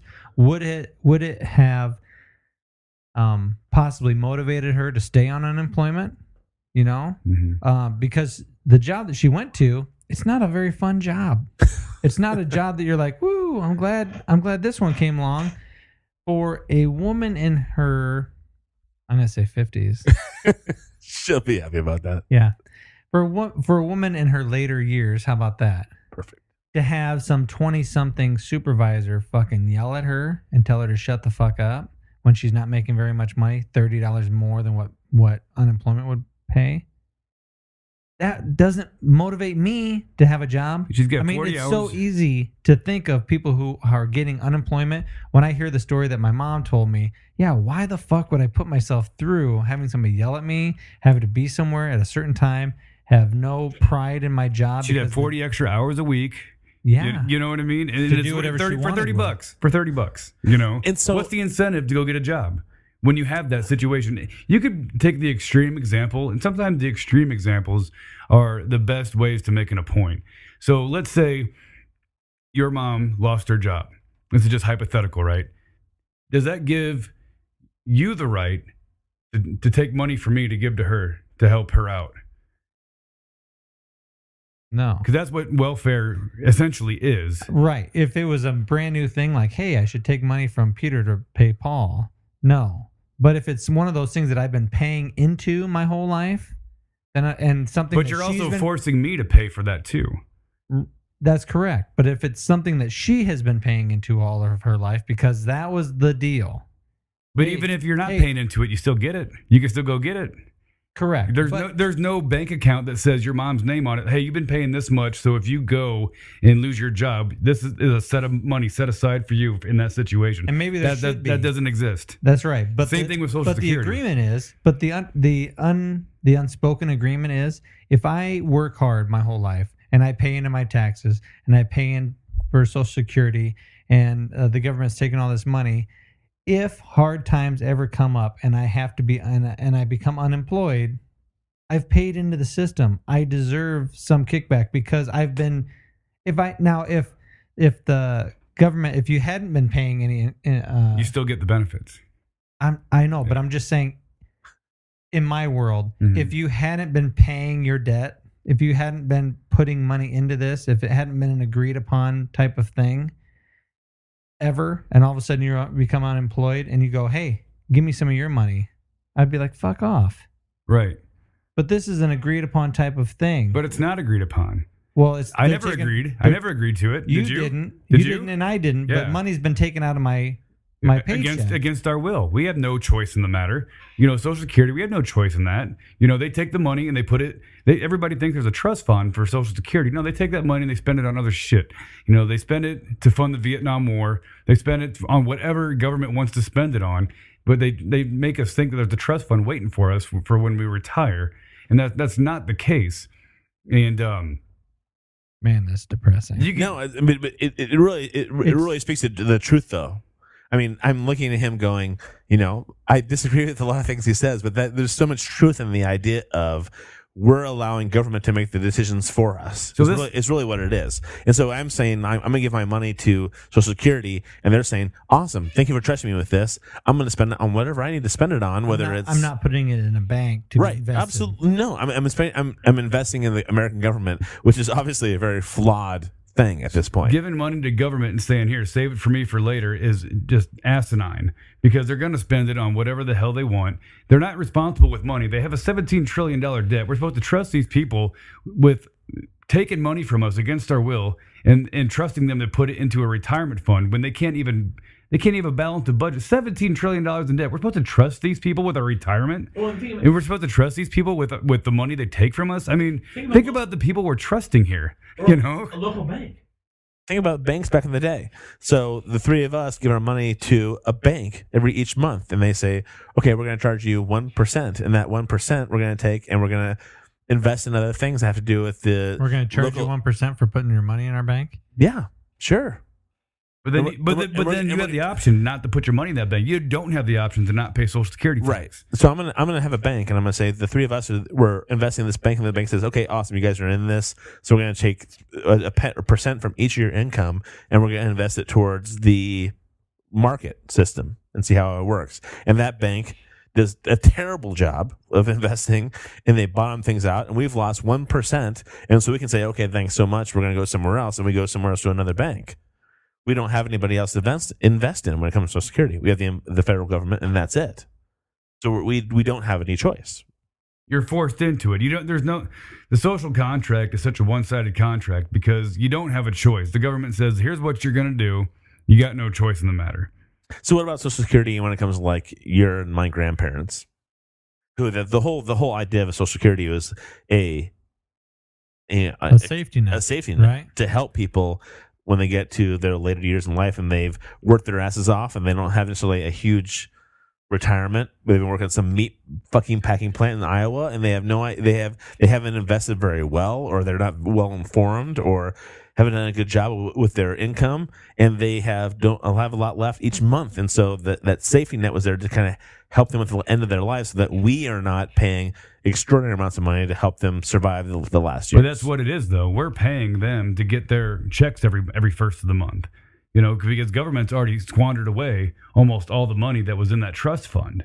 And with the baby boomers coming to retire soon, there's going to be a lot more retirees and a lot less workers. Soon. Yeah, they're very retiring. soon. They're ritaring now. Yeah, it's already starting to happen. It's already started. Oh, so yeah. You have a system where if the system worked like this, if the system worked like a private retirement fund did, where they kept an individual account on each American, and they kept track of how much money you put in there, and that individual person maybe had some leeway on how that money is invested, and then when they retire, they could receive that money. That would be a fair system. But the way it works now is not fair. It goes into a pool. They force it away from you. They put it into a pool. They spend it on whatever they want, and people who haven't contributed, they can get just as much money as the people who have contributed. It's kind of like unions and scabs. But who hasn't contributed, though? We're all paying for it. I thought you said we're all paying into it. So hasn't everybody contributed? Well, you know, if You have people that are 18 who've never had a job and they're too fat to work, so then they get disability. Oh fuck! That's like 1% of the population. You could be a housewife, not work for 20 years, but you not pay anything into it. When you turn a certain age, you're going to get the same amount as a guy who worked 40 years. Oh, I'm What? sure that's a little bit bigger than 1%. Yeah. Why wouldn't it be? Why wouldn't somebody who hasn't worked their entire life, and I'm not belittling housewives, But they didn't pay into the system. but they didn't pay into the system if they've never worked and they've always just been a housewife. And that's I know just one I know example. that sounds Well, bad, but, to me that's work. But that's So they're I know, allowed to that's- take other people's money, is what you're saying, because they raise children. They're entitled to someone else's money. Oh, Snapdragon, he got you. No, I'm not trying to get you. I'm just trying to make a point. I don't feel like the you're system is slamming so me. flawed. I understand Yeah. what you're saying. No, I understand. Yeah, what I'm you're just saying. saying in the mental game of chess, that's checkmate. He got you. He did it in a much more eloquent way. You fucker. I'm not trying to. No, I said gotcha. you did. Yeah, You okay. did. He's an asshole. You're okay. I'm just a libertarian at the table here. You know, just trying to advocate for individualism and self-ownership. I'm trying to understand things Yeah. better. I'm trying to extrapolate what I can because I don't understand all of it. At no time is Social Security going to be one of those systems that you can just say, you know what? Let's all vote no. We're not going to do it anymore. Let's just get rid of it. It won't happen. It will never happen. It's the law one of the land. It's well, done. No, it's just one of those things that we've started, and now that we've gotten on that, the momentum has carried on so much that if we were to stop, the reaction, the reality of what if we were to stop paying Social Security, and you're like, oh yeah, I voluntarily, I'm telling you to fuck my grandparents. But no. Part of me thinks because it fell apart a long time I don't think it's that ago. way. The I people think it's more of him saying, I'm going to stop paying this. I'm done paying this. But we can't. Well, then he's saying that, wait, this money that you've already promised us that we say we're already taking from you, we already have invested in something else that we have invested in. Not has anything to do with you. We have it going somewhere else. So you can't stop paying it because we already have that money spent somewhere else. Yeah, it's not really for us. Right. It's already invested and spent somewhere else. So it's not. It's past. Hopefully, it's gonna take. You'll place. never get the people to totally get behind getting rid of Social Security because who predominantly makes up the voting population in this country? You know, probably middle-aged, older people is a big portion of that, right? And they're on the verge, if not already receiving it, and they've been paying. Most of them have been paying into it, and they feel they're entitled to it. You know, Yeah, who in the hell is going to vote and say, you know what? No, get rid of all my money. But at I the don't same want it. time, I don't want it anymore. But if that's how it works, and if you pay into it, you receive. You know, Ron Paul's always had this this proposition that young people should have the option to opt out if they choose to. Like, I don't want to pay into Social Security, and you know, because I opted out, therefore I will not receive the benefit when I become older. Right. You know, but you know, that's not going to fly either because there's a very high incentive to keep the system in place for everybody because government loves that chunk of change coming in every month. You know, And that relates me back to banks, though, is that banks work the same way. It's what they take in that they invest in other things that earns them money. It works kind of in the same factor, though. So if we all invested into a bank and they fucked us, we're screwed. There's no way of getting. but you out got of a that. choice. But we have the a bank. choice in the factor, though. You don't have a gun put to your head for the bank. Right. And Social Security you do. It's kind of a way of, if we had that choice involved, that'd be a game changer for sure. And that's what life's all about. That's what the original Americana was all about. Life's all about, Libertarianism, the ability to own yourself and make your own choices and not have government dictate life to you. That's what the original founding principles of this country was just all about. And we've drifted so far away from that. So far away. And it's sad, in my opinion. You know, some people think it's good. But So do you, I mean, let me focus just on the have-nots. Because I'm going to assume that the three of us are the haves. Okay? We're not gazillionaires by any stretch of the imagination. But we're perfectly fine. I'm the ha. Tomorrow's all not the way to going the to. haves. Tomorrow, if we missed a paycheck or missed paychecks No. up to this point, one paycheck. is that One. If I miss one paycheck, if my wife or I miss one paycheck, we are hurting. okay? Well, I'm the same way. So if we're done, That's it. Maybe you should have planned a little bit better. There might be some up there. I'll There get might it. be. No, I'll go get it. I'll go. You have that. I'll get it. Okay. All right. No, you were trying to make a point. I'll go. Let me make the point, and then I'll go. Okay, fine. And so, I forgot what my point was. You were talking about the have-nots. The haves, the have-nots. So and we are the haves. I have told Rock One and I paycheck. have had this discussion before, or this conversation before. Is I said so you have Des Moines, Iowa says we're using too much water to populate everybody, so we need to cut back on our water consumption, and we're going to pass a bill that says we're going to cut back by 25% how much water we're going to use, and 51% of us, we have a vote. The whole Des Moines whatever bubble says we're going to vote for this. And 51% say yes, we're going to constrict people. And 49% say no, we're not going to constrict people. A republic would say the 51% said that it passed. And you're taking the right to the minority. Yeah. So the minorities have a choice whether they're gonna decide to follow that or not. So the other 49%, pretty much half of the people, right, are going to have a choice whether they're going to follow or not, and be penalized for that. A democracy says that 51% won, and so 100% had to follow that, and if you don't follow that, we're going to fine you for those things. Kind of like some local sales tax they have. Yeah, and so it's like, when it comes to when there's moral kind of questions about certain things, that's where I'm kind of like a tad confused, because I can say that I can give a shit about fucking water and air, and I'll fucking cut down every fucking tree in my property. I don't care what anybody says about it. I want to fucking make a fucking moon landscape around here. Every deer that walks in, I'm gonna fucking shoot it. I don't care what anyone else says. So what I'm gonna do with my property. Okay, you're done. Kind of thing. But if it's you're freaking me out. Sorry, I wasn't expecting you to go that way. All right. If it's the overall idea about what I want to do with what area I have, but it's going to impact everybody, don't I have a moral?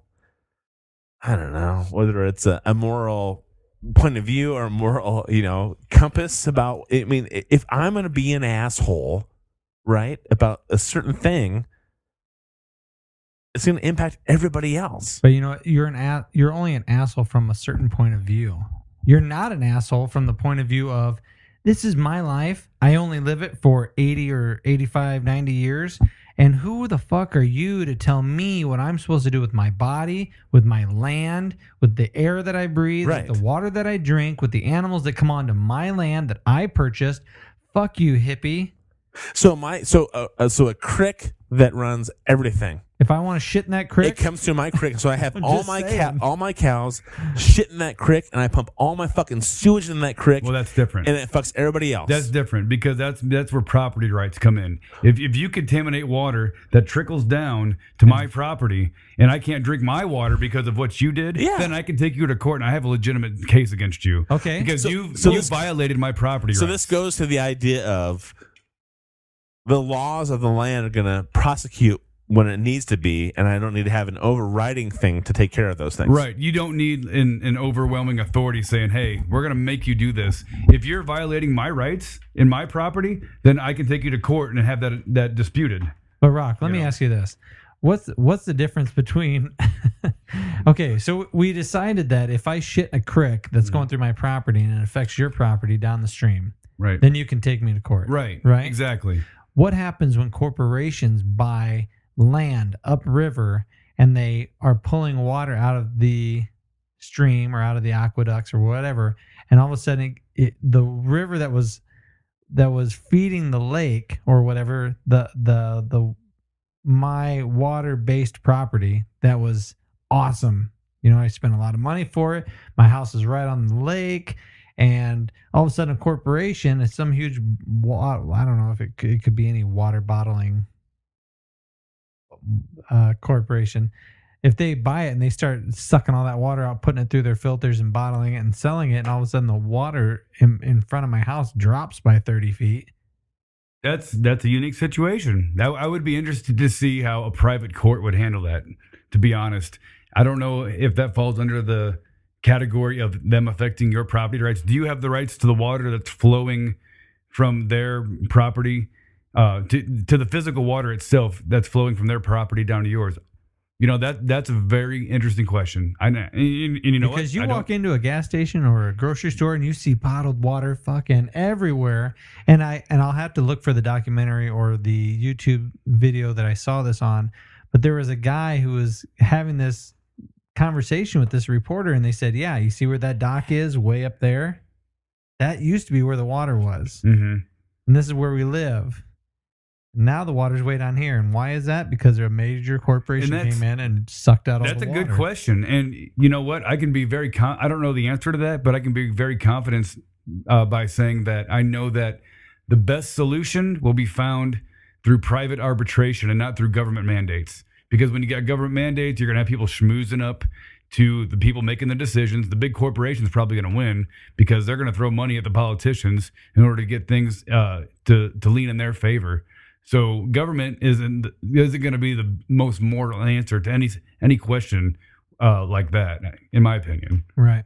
Now, you know, and to take this back to what I was talking about earlier with this Stanford University prison experiment. That's interesting. I thought it made me think of another experiment that I heard of that was very similar to that. It happened in 1971 by the psychologist Philip Zimbardo, and he wrote a book later on called something Lucifer something.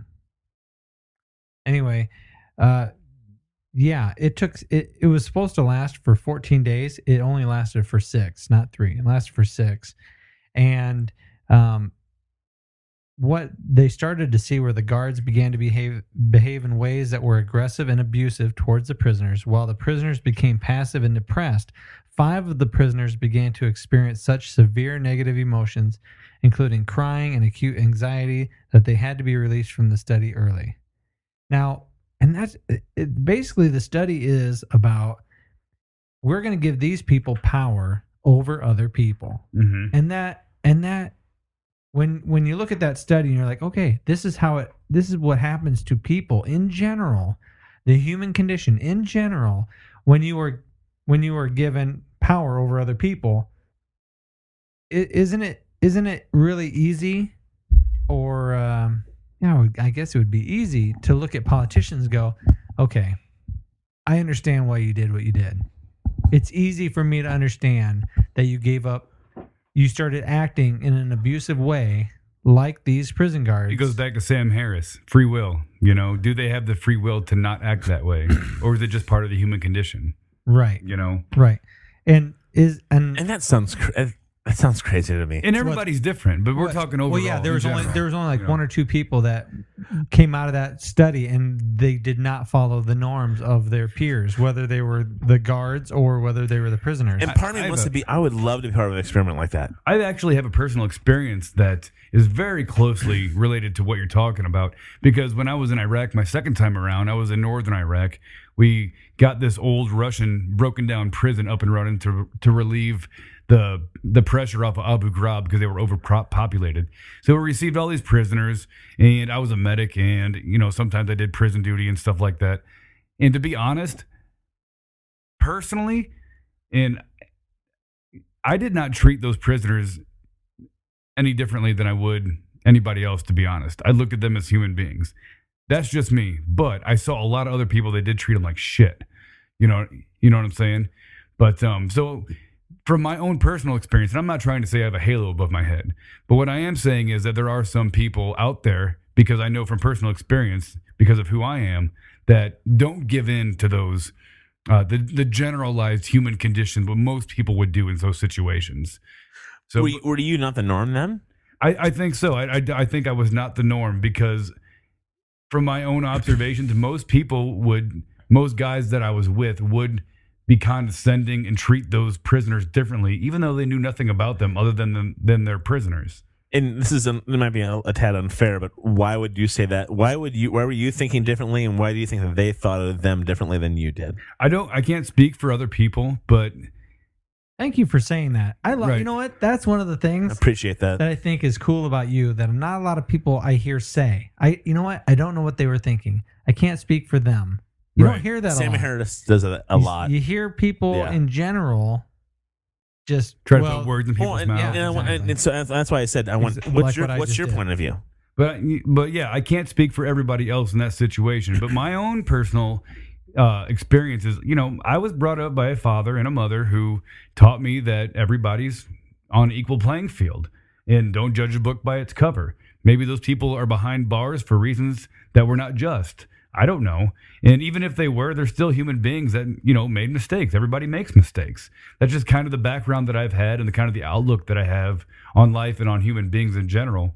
So I just don't treat it. Plus, there was also a part of me that felt bad for them too, because they're behind bars. It's like, oh yeah, here I am, having 3 nice meals a day. Yeah, granted, I'm wearing a military uniform and I'm deployed, but my life's pretty good compared to yours. So I had that perspective too. So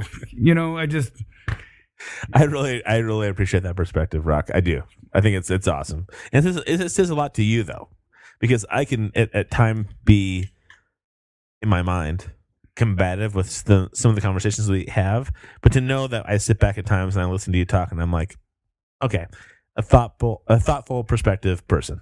And that's really the key, is that if we can't have discussions about this stuff and we can't try to find a way through it without some kind of like animosity, without me going, fuck, I don't get what the fuck are you talking about, you motherfucker.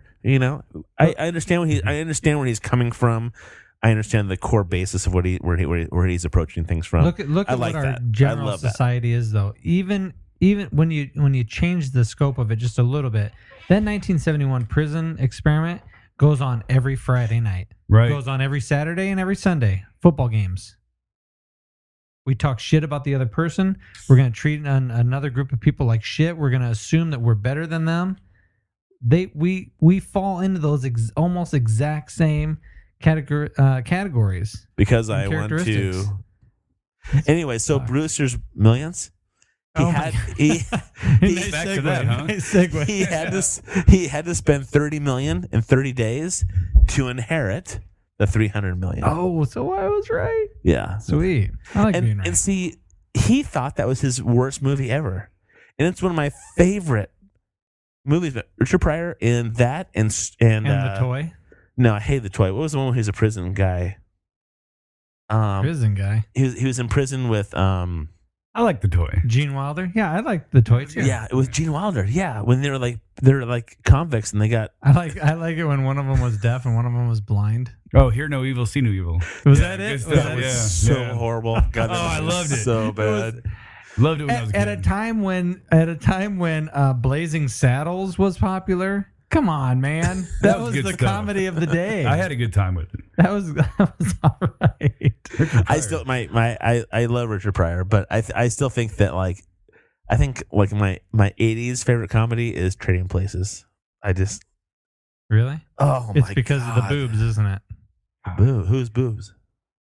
Trading Places? That's your favorite comedy from the 80s? From the 80s. Oh. Yeah. I'd have to go with probably Weird Science, maybe. Ooh, that's Weird a good one. Science That's is a up there. great one. Yeah, That's a good one. I like Weird Well, Science. from the 80s comedy, come on. Breakfast Club. Oh, yeah. But see, 16 Candles. Yeah, Breakfast Club was, and they're more of those John Hughes films were much more of like a societal commentary kind of thing. Jesus, why are you using such highfalutin terms? I don't it was know a comedy. who that means. I watched it and I laughed. You should know better. If I watched it and I laughed, comedy. No, when I think of Trading Places, when it was Richard Pryor, no, it's not Richard Pryor, it's Eddie Murphy and Dan Aykroyd. Well, it's just pure comedy. Right. It's just pure comedy. Yeah, that is a good movie. Spies Like Us. Oh, that's Aykroyd funny. and Chevy Chase. You can't beat that combo. You can't beat that. Then you had all the great action movies like The Running Man and Commando. Oh, yeah. The Arnold movies from back in the day. Oh my God, Universal Soldier 2 was on the other day on Cinemax. I didn't like Universal Soldier 2. I liked Universal Soldier 1. He would say, "Hey, we go to the movies?" I'm like, "Sure, what do you want to see?" It's like, Universal Soldier 2 is out. And I'm like, yeah, I'd rather stay home and masturbate. Thank you so much. I appreciate it. Sounds like a good time. Oh, it's so fucking horrible. Even he was like, yeah, it was really bad. And I was like, yeah, that's a stretch. Have you seen the new Jean-Claude Van Damme commercials? No, they're funny. I've seen one. Where he's doing the splits over like a The Coors Light commercials? No, they're like, is it like a credit card? Who is it? Is it a chick or is it a dude that's turning every time they turn around? There's a guy and a chick, and there he is doing something with the splits. He's doing the splits and he's doing curls. And he looks fantastic. He does look great. He's probably on HGH like Stallone. You know what? When I get older, maybe I should start doing it now. Is HGH illegal? Yeah, it is. But you know what? No, not if you do it like through the doctor. Is that how it works? You're not supposed to say it so enthusiastically. Yes, it is. Yeah. Joe Rogan. Really fucking illegal. Joe Rogan uses HGH and testosterone replacement therapy. Does he really? Yeah, Good he shit. does. You know about Joe Rogan's medical needs, huh? Wow, you I'm really only are going a fan. I'm only going off of what he says on his podcast, so You committed that to memory, huh? you're an asshole. Oh, come on. We can edit that out, right? Dude, 2 hours flew by on this. Yeah, no shit. It Damn. flew by. Holy Moses. All right. Edit that up. Yeah, I will. So, Stir Crazy. Stir Crazy? Great Richard Pryor. Oh God, what's the curly haired guys from Willy Wonka? What's his name? I'm blanking. We just talked completely about on it. We just said his name. No. We said Richard Yeah, Pryor. motherfucker. Yeah, we said his Gene Wilder. Gene Wilder. Blazing Saddles. No. Hear no No, evil, see no evil. Stir Crazy was the one where they get caught, supposedly robbing a bank and go to jail and have to do the rodeo to get out of jail, and they sneak out. Stir Crazy is one of my absolute favorite Okay. movies from back in that day. All right. I thought that was like the craziest shit that I'd ever seen in my entire life. Hey, what do you think about... Oh, that's right. I'm bad. That's right. I'm bad. They're walking into prison trying to be like badass. Oh, yeah. So they don't get raped. Oh, my God. That's like the best. And the huge black guy puts a cigarette on his chest. Oh, my God. That's just the best. I think It's been a while. I don't remember that quite that well. So wonderful. And I think Gene Wilder went to the University of Iowa. What? Yep. We're going to have to fact check that shit. I know that for a fact. I read his autobiography, and I know that he went to the U of I. Throw that out there. Okay. All right. Yeah, Rock is silent, so we know it's true. I'm looking at. We know it's true because he is so quiet. I am silent, and everything you said is true prior to me being silent. No, I'm actually looking at a post on my iPad from a friend of mine on Facebook who's got a NewYorkTimes.com article talking about what they're going to do after the TSA incident in LAX. And it looks like some people are talking about things that TSA will begin checking prior to your next flight: employment information, vehicle registration, travel history, property ownership, tax identification numbers. Why would any of that prevent somebody from walking in with a shotgun? Well, you know, who's that posted by? Well, it's just a friend. It's NewYorkTimes.com, and I haven't read the article. I'm just looking at the preface that my friend kind of quotes from the article, but I haven't looked too deeply into it. So don't act like I'm making factual statements here. I'm just kind of reporting as it's being put in front of my face. Here's something. If you haven't read the book 1984. It's a great book. I mean, you laugh, but if you haven't read, I laugh because I know how serious you are about it. Right. If you haven't read that, right. If you haven't read that book, 1984, go out to your library, public library, sign it out, read it. It is pretty scary, and it's eerily similar to what the road that we're going down. Yep. I would agree with you 100%, Matt. And I would also say if you don't read books, because some people just don't read books, there is a movie based on the book. So, and it's actually free on YouTube. I've watched it on YouTube. Yeah. Which one is that? It's a great movie. 1984. Oh, it says 1984. Yeah. That's the name of the movie? Okay. I saw Ender's Game. Do either one. I saw Ender's Game this weekend, which is a fantastic book. Mm-hmm. And, I mean, the whole story is about a kid who is... spoiler alert, FYI. You haven't finished the book or seen the movie. I can always edit this out. Yeah. We're just having a talk. I just said spoiler alert. They should know better. I'm going to give you the end of the story. The whole point is that it's about a kid who, because the world has been attacked by bugs or alien species, and we annihilate them before they can kill all of us because they're trying to get our water. Is pretty much what the premise is. This kid is the epitome of the perfect military leader, and he has the right empathy, the right ferocity, the right intellect to go after these people. And so the whole thing is based on games. He's playing games and beating people on games. And the very last part of the movie is him, what he thinks is a game of him going against the last planet that annihilates all these aliens, and he's willing to sacrifice almost all of his army to annihilate the entire planet and species of these people. And he does so because he thinks it's a game. And they get done, and Harrison Ford and everybody is just like, you can see they're so good in the acting of the relief, the release of he did what we wanted him to do, which he thought was a game, was reality. He, through a video game, committed genocide over an entire species of aliens. And part of that movie is him realizing what they made him do, manipulated him into yes. Doing? And Harrison Ford's like, the battle is won. You knew this from the beginning. You've done this many times in your life. You fought the initial battle to win the battle in the past this point. So you knew what you were getting into. It's like, you made me commit genocide on another species. Period. Now this might sound bad, so take it with a grain of sugar, maybe a teaspoon of sugar. It's gonna sound bad. What'd you just say? Something about devil's butt? I said I'll take a tablespoon of sugar. Oh, that's kind of what I thought he said. I thought he said devil's butt. Yeah. Devil's butt. What are you talking about? Something about a fingers in a devil's butt. Anyway. I think you two are fucked up and I'm normal. Thanks so much. That might be the case. Is it just me, or does genocide get a bad rap?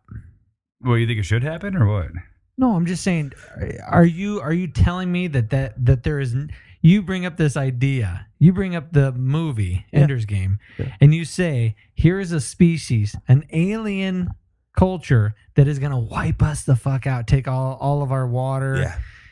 And so you throw out genocide as if there's never a time for genocide. No. Even when it comes to bugs. Even when it comes to something that when you look at it, you're like, oh, fuck, ick, step on it, destroy it. No. Even in the nastiest sense, you're genocide. It's the best way of extrapolating the way that we think in certain instances. So we call people the Hans, we call people the Japs, we call people all kinds of things to do dehumanizing things to them. And so we call them bugs. Absolutely. So somebody's coming to take our stuff. I'm just saying. They're the bad guys. No, I totally understand what you're saying. And so we're willing to do just about anything because it comes to their destruction or our destruction. And that's where I would probably fall in line with everybody else in the sense of I would do just about anything because there's something else much bigger than me that's trying to take away everything that I know as a human being. So I'm taking this as, if I were to ask you the question, is there ever a time for genocide? Human genocide? Or you're talking just genocide by any particular species? Period. Is there ever a time to justify genocide? Do you ever think that you could ever be persuaded to accept genocide? Is there ever a time that you think, because I hate to say absolutely not. I would never be persuaded for genocide. Human genocide. Because this is what I'm saying. I think of a situation where a group of people, and the only thing genocide means is a certain classification of a group of people. You're wiping the fuck out. You are killing them all. It doesn't matter the size of the group of people. Right. It means that group of people that have that type of idealistic thinking, that way of life, that it's a group of people. So is there ever a reason, is there ever a way to say, yep, that's actually genocide is the best course of action in this? You'd have to give me a very specific situation and let me evaluate that in order to say, yeah, it's something we need to do. Because, as a libertarian thinker and, believing in the non-aggression principle, killing a single person is wrong in my eyes, let alone killing an entire race or group of people. I'd have to know details of what situation that might possibly, where it might possibly be beneficial to the whole, I guess. Yeah. But like on the surface level, I would say no.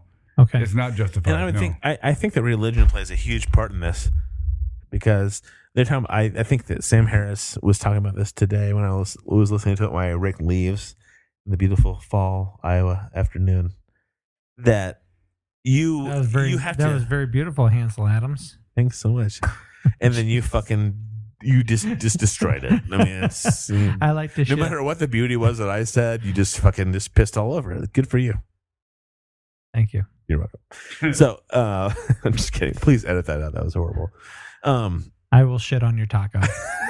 Oh my god. I can't remember what I was gonna say. Fuck. God Rock, damn it. This is what you do when you think that he's actually going to defeat you on a proposal or on a question. I don't try to defeat all anybody. you have to do is interrupt him a little bit and say shit on your taco. I don't want to defeat. I don't want to defeat anybody. I'm just trying to have a different perspective. Well, the whole reason I bring this question up is because genocide it invokes such a huge emotional reaction. And whenever the media says the word genocide, it's almost like we involuntarily are thrust into this defensive mechanism to where we're like, oh, no, we can't have genocide. No, whatever we have to do, we have to stop whoever it is from killing this group of people so that there's not genocide. It's synonymous with Nazism. It invokes such a large, passionate response. But shouldn't it though? I mean, I'm saying I don't know if it should. But when is it? When is it absolutely good? I would like to hear a reason or an example of when it is a good thing to do away with and exterminate an entire group of people. Well, because the thing that I thought was of an idea the thing or a that I thought was philosophy. funny or comical was that we're using this word genocide that we've held so close to us, that means so much to us, and we're using it in the framework of a movie where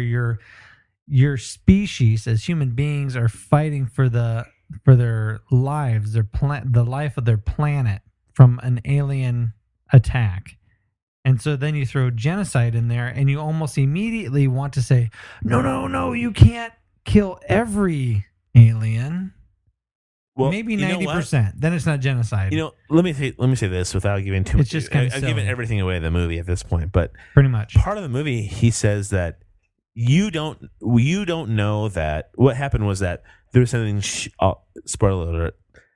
Lots of ships to this alien, the planet that they all live on. Okay. Right?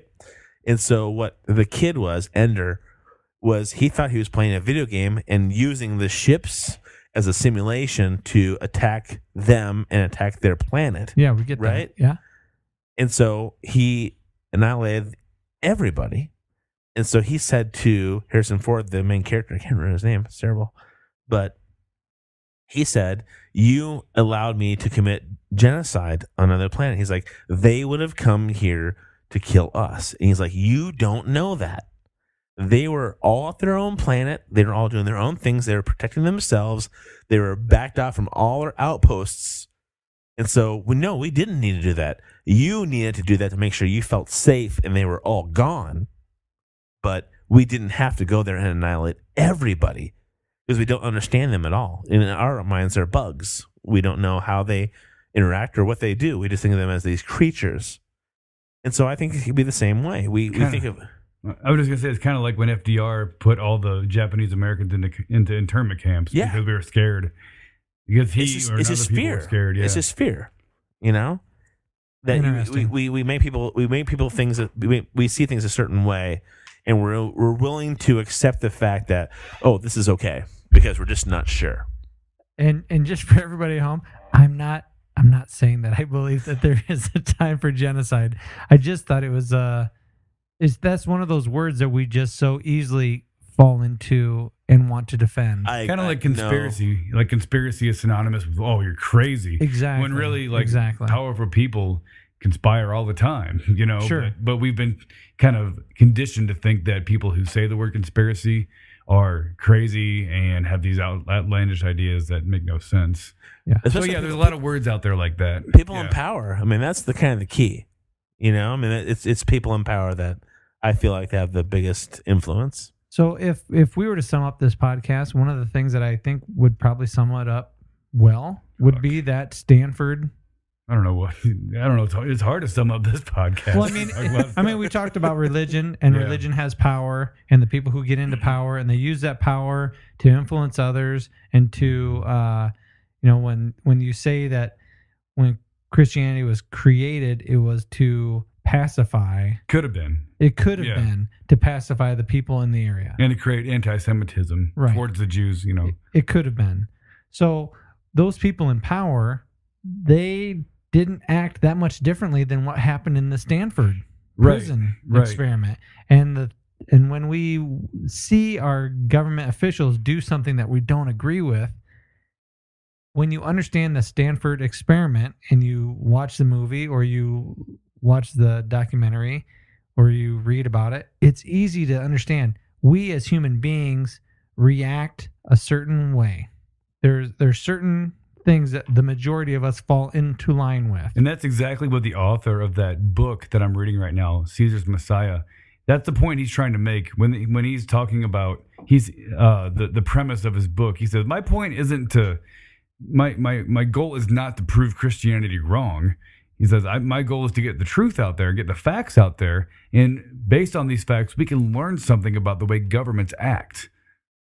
You know, see? So yeah. there was a fucking theme. Yeah. We just found it now. Well, not my words. It was his words.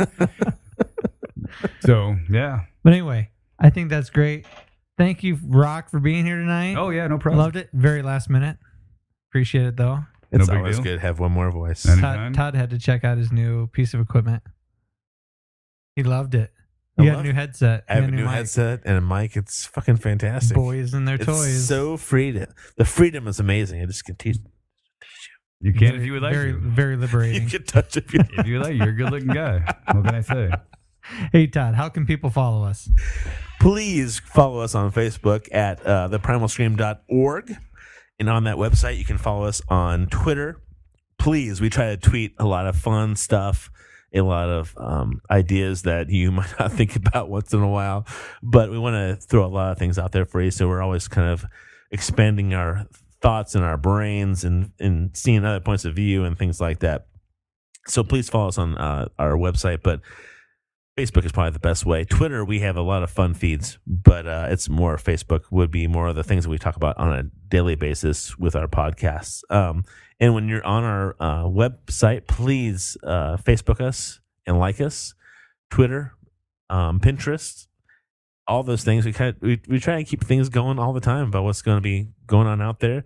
Also, we want to give a huge shout out to all of our friends in Iowa who have been downloading the podcast. You are keeping us going. We really appreciate that. Very motivating. Very motivating. California, Massachusetts, Florida. Big downloading states. Big for downloading us. states. We really like that. We just love the topography of what it's our kind of downloads it's are. very neat. It's very spread out. It's in It's places really that I didn't think it was going to be. Me And too. so it's very surprising. It's been really fun because we like the idea that people are listening to us outside of the Midwest, which is where we kind of our foundation is, and which we're very proud to be part of. And we like it that people are thinking about shit that's going on all over the place. And if you like these podcasts so far, just subscribe to it on iTunes, and then you can get to it every time we upload a new podcast. You just refresh your iTunes thing, and then boom, there's our next podcast. There you go. And we're on Stitcher. And we're going to give out a shout out to Nicole, was on our number 9 podcast, who at this point has the most downloads at this point. Besides the very first episode, the very first podcast, Nicole's podcast on Obamacare or the Affordable Care Act has gotten it has surmounted every other podcast that we've put out there. And I would hope that our first podcast would outdo Nicole's, but because she's it's not very close. She's not that goddamn special. It's very, very close. It's very. It's very such a hot close. topic item. I think It that's is. what it is. And people want to learn something, and we have to learn. We got to find out who's going to be an advocate for us. Yeah, for healthcare. So And It was Nicole was a great person to give us at least a point of view. Yeah, from the hospital's point From of the view. hospital point of view. How do hospitals get affected? Also on our website, you will also see a donate page. If you want to help us take care of our overhead, we would love to have a little dough. That'd be great. Yeah, but again, that's remember, for everything that we sorry. get will be. Dude, I'll take out my stuff. We donate $1 to Obamacare for every $10 you. No, just joking. Sorry. All right, That was brought to you by the Libertarian Point of View from Rock. Yeah, very sarcastic if you didn't notice that. Every dollar you give to us will be paying for our overhead, and anything else will be donated to charities in our local area. So thank you so much for listening to us tonight, guys. We appreciate it quite a bit. Yeah. Rock, thank you very much again for coming over. Thanks, buddy. This Wednesday, we will be doing another podcast with Jared Demonized Downing. Ow! Maybe. We'll see if things work out. We will. Yeah. First of all, a wonderful guy. Yeah, very He's sweet. a fucking badass. Very Yes, sweet he fella. is. His name is Demonized, so you know he's a badass. Is that all right? But you know Is what? that all right if I call him sweet fella? Oh, he's a sweet fella. He is a very sweet fella. We love the guy. I liked him a lot. Who other than Jared Demonized tattoos the dogs that he if he's not a very sweet fella, who on his body? I know the guy better than anybody. If a guy had to pick a best friend in life, I would say he's probably my best friend. He's a good dude. He's a great guy. And I look forward to having him on the podcast. It'll be a good conversation. All right, so We'll that's see if this we can invite you Wednesday. back, Rock. Good for you. Maybe I'll just drop him off and come pick him up a couple hours later. Here you go, buddy. Go to See you Handy later. Mart. Go to Handy Mart and have a sandwich. Good show. All right, so we'll see you again next time. Thank you very much for joining us tonight. I'm Matt. I'm Todd. And I am Rock. We'll see you later. Adios. Good night.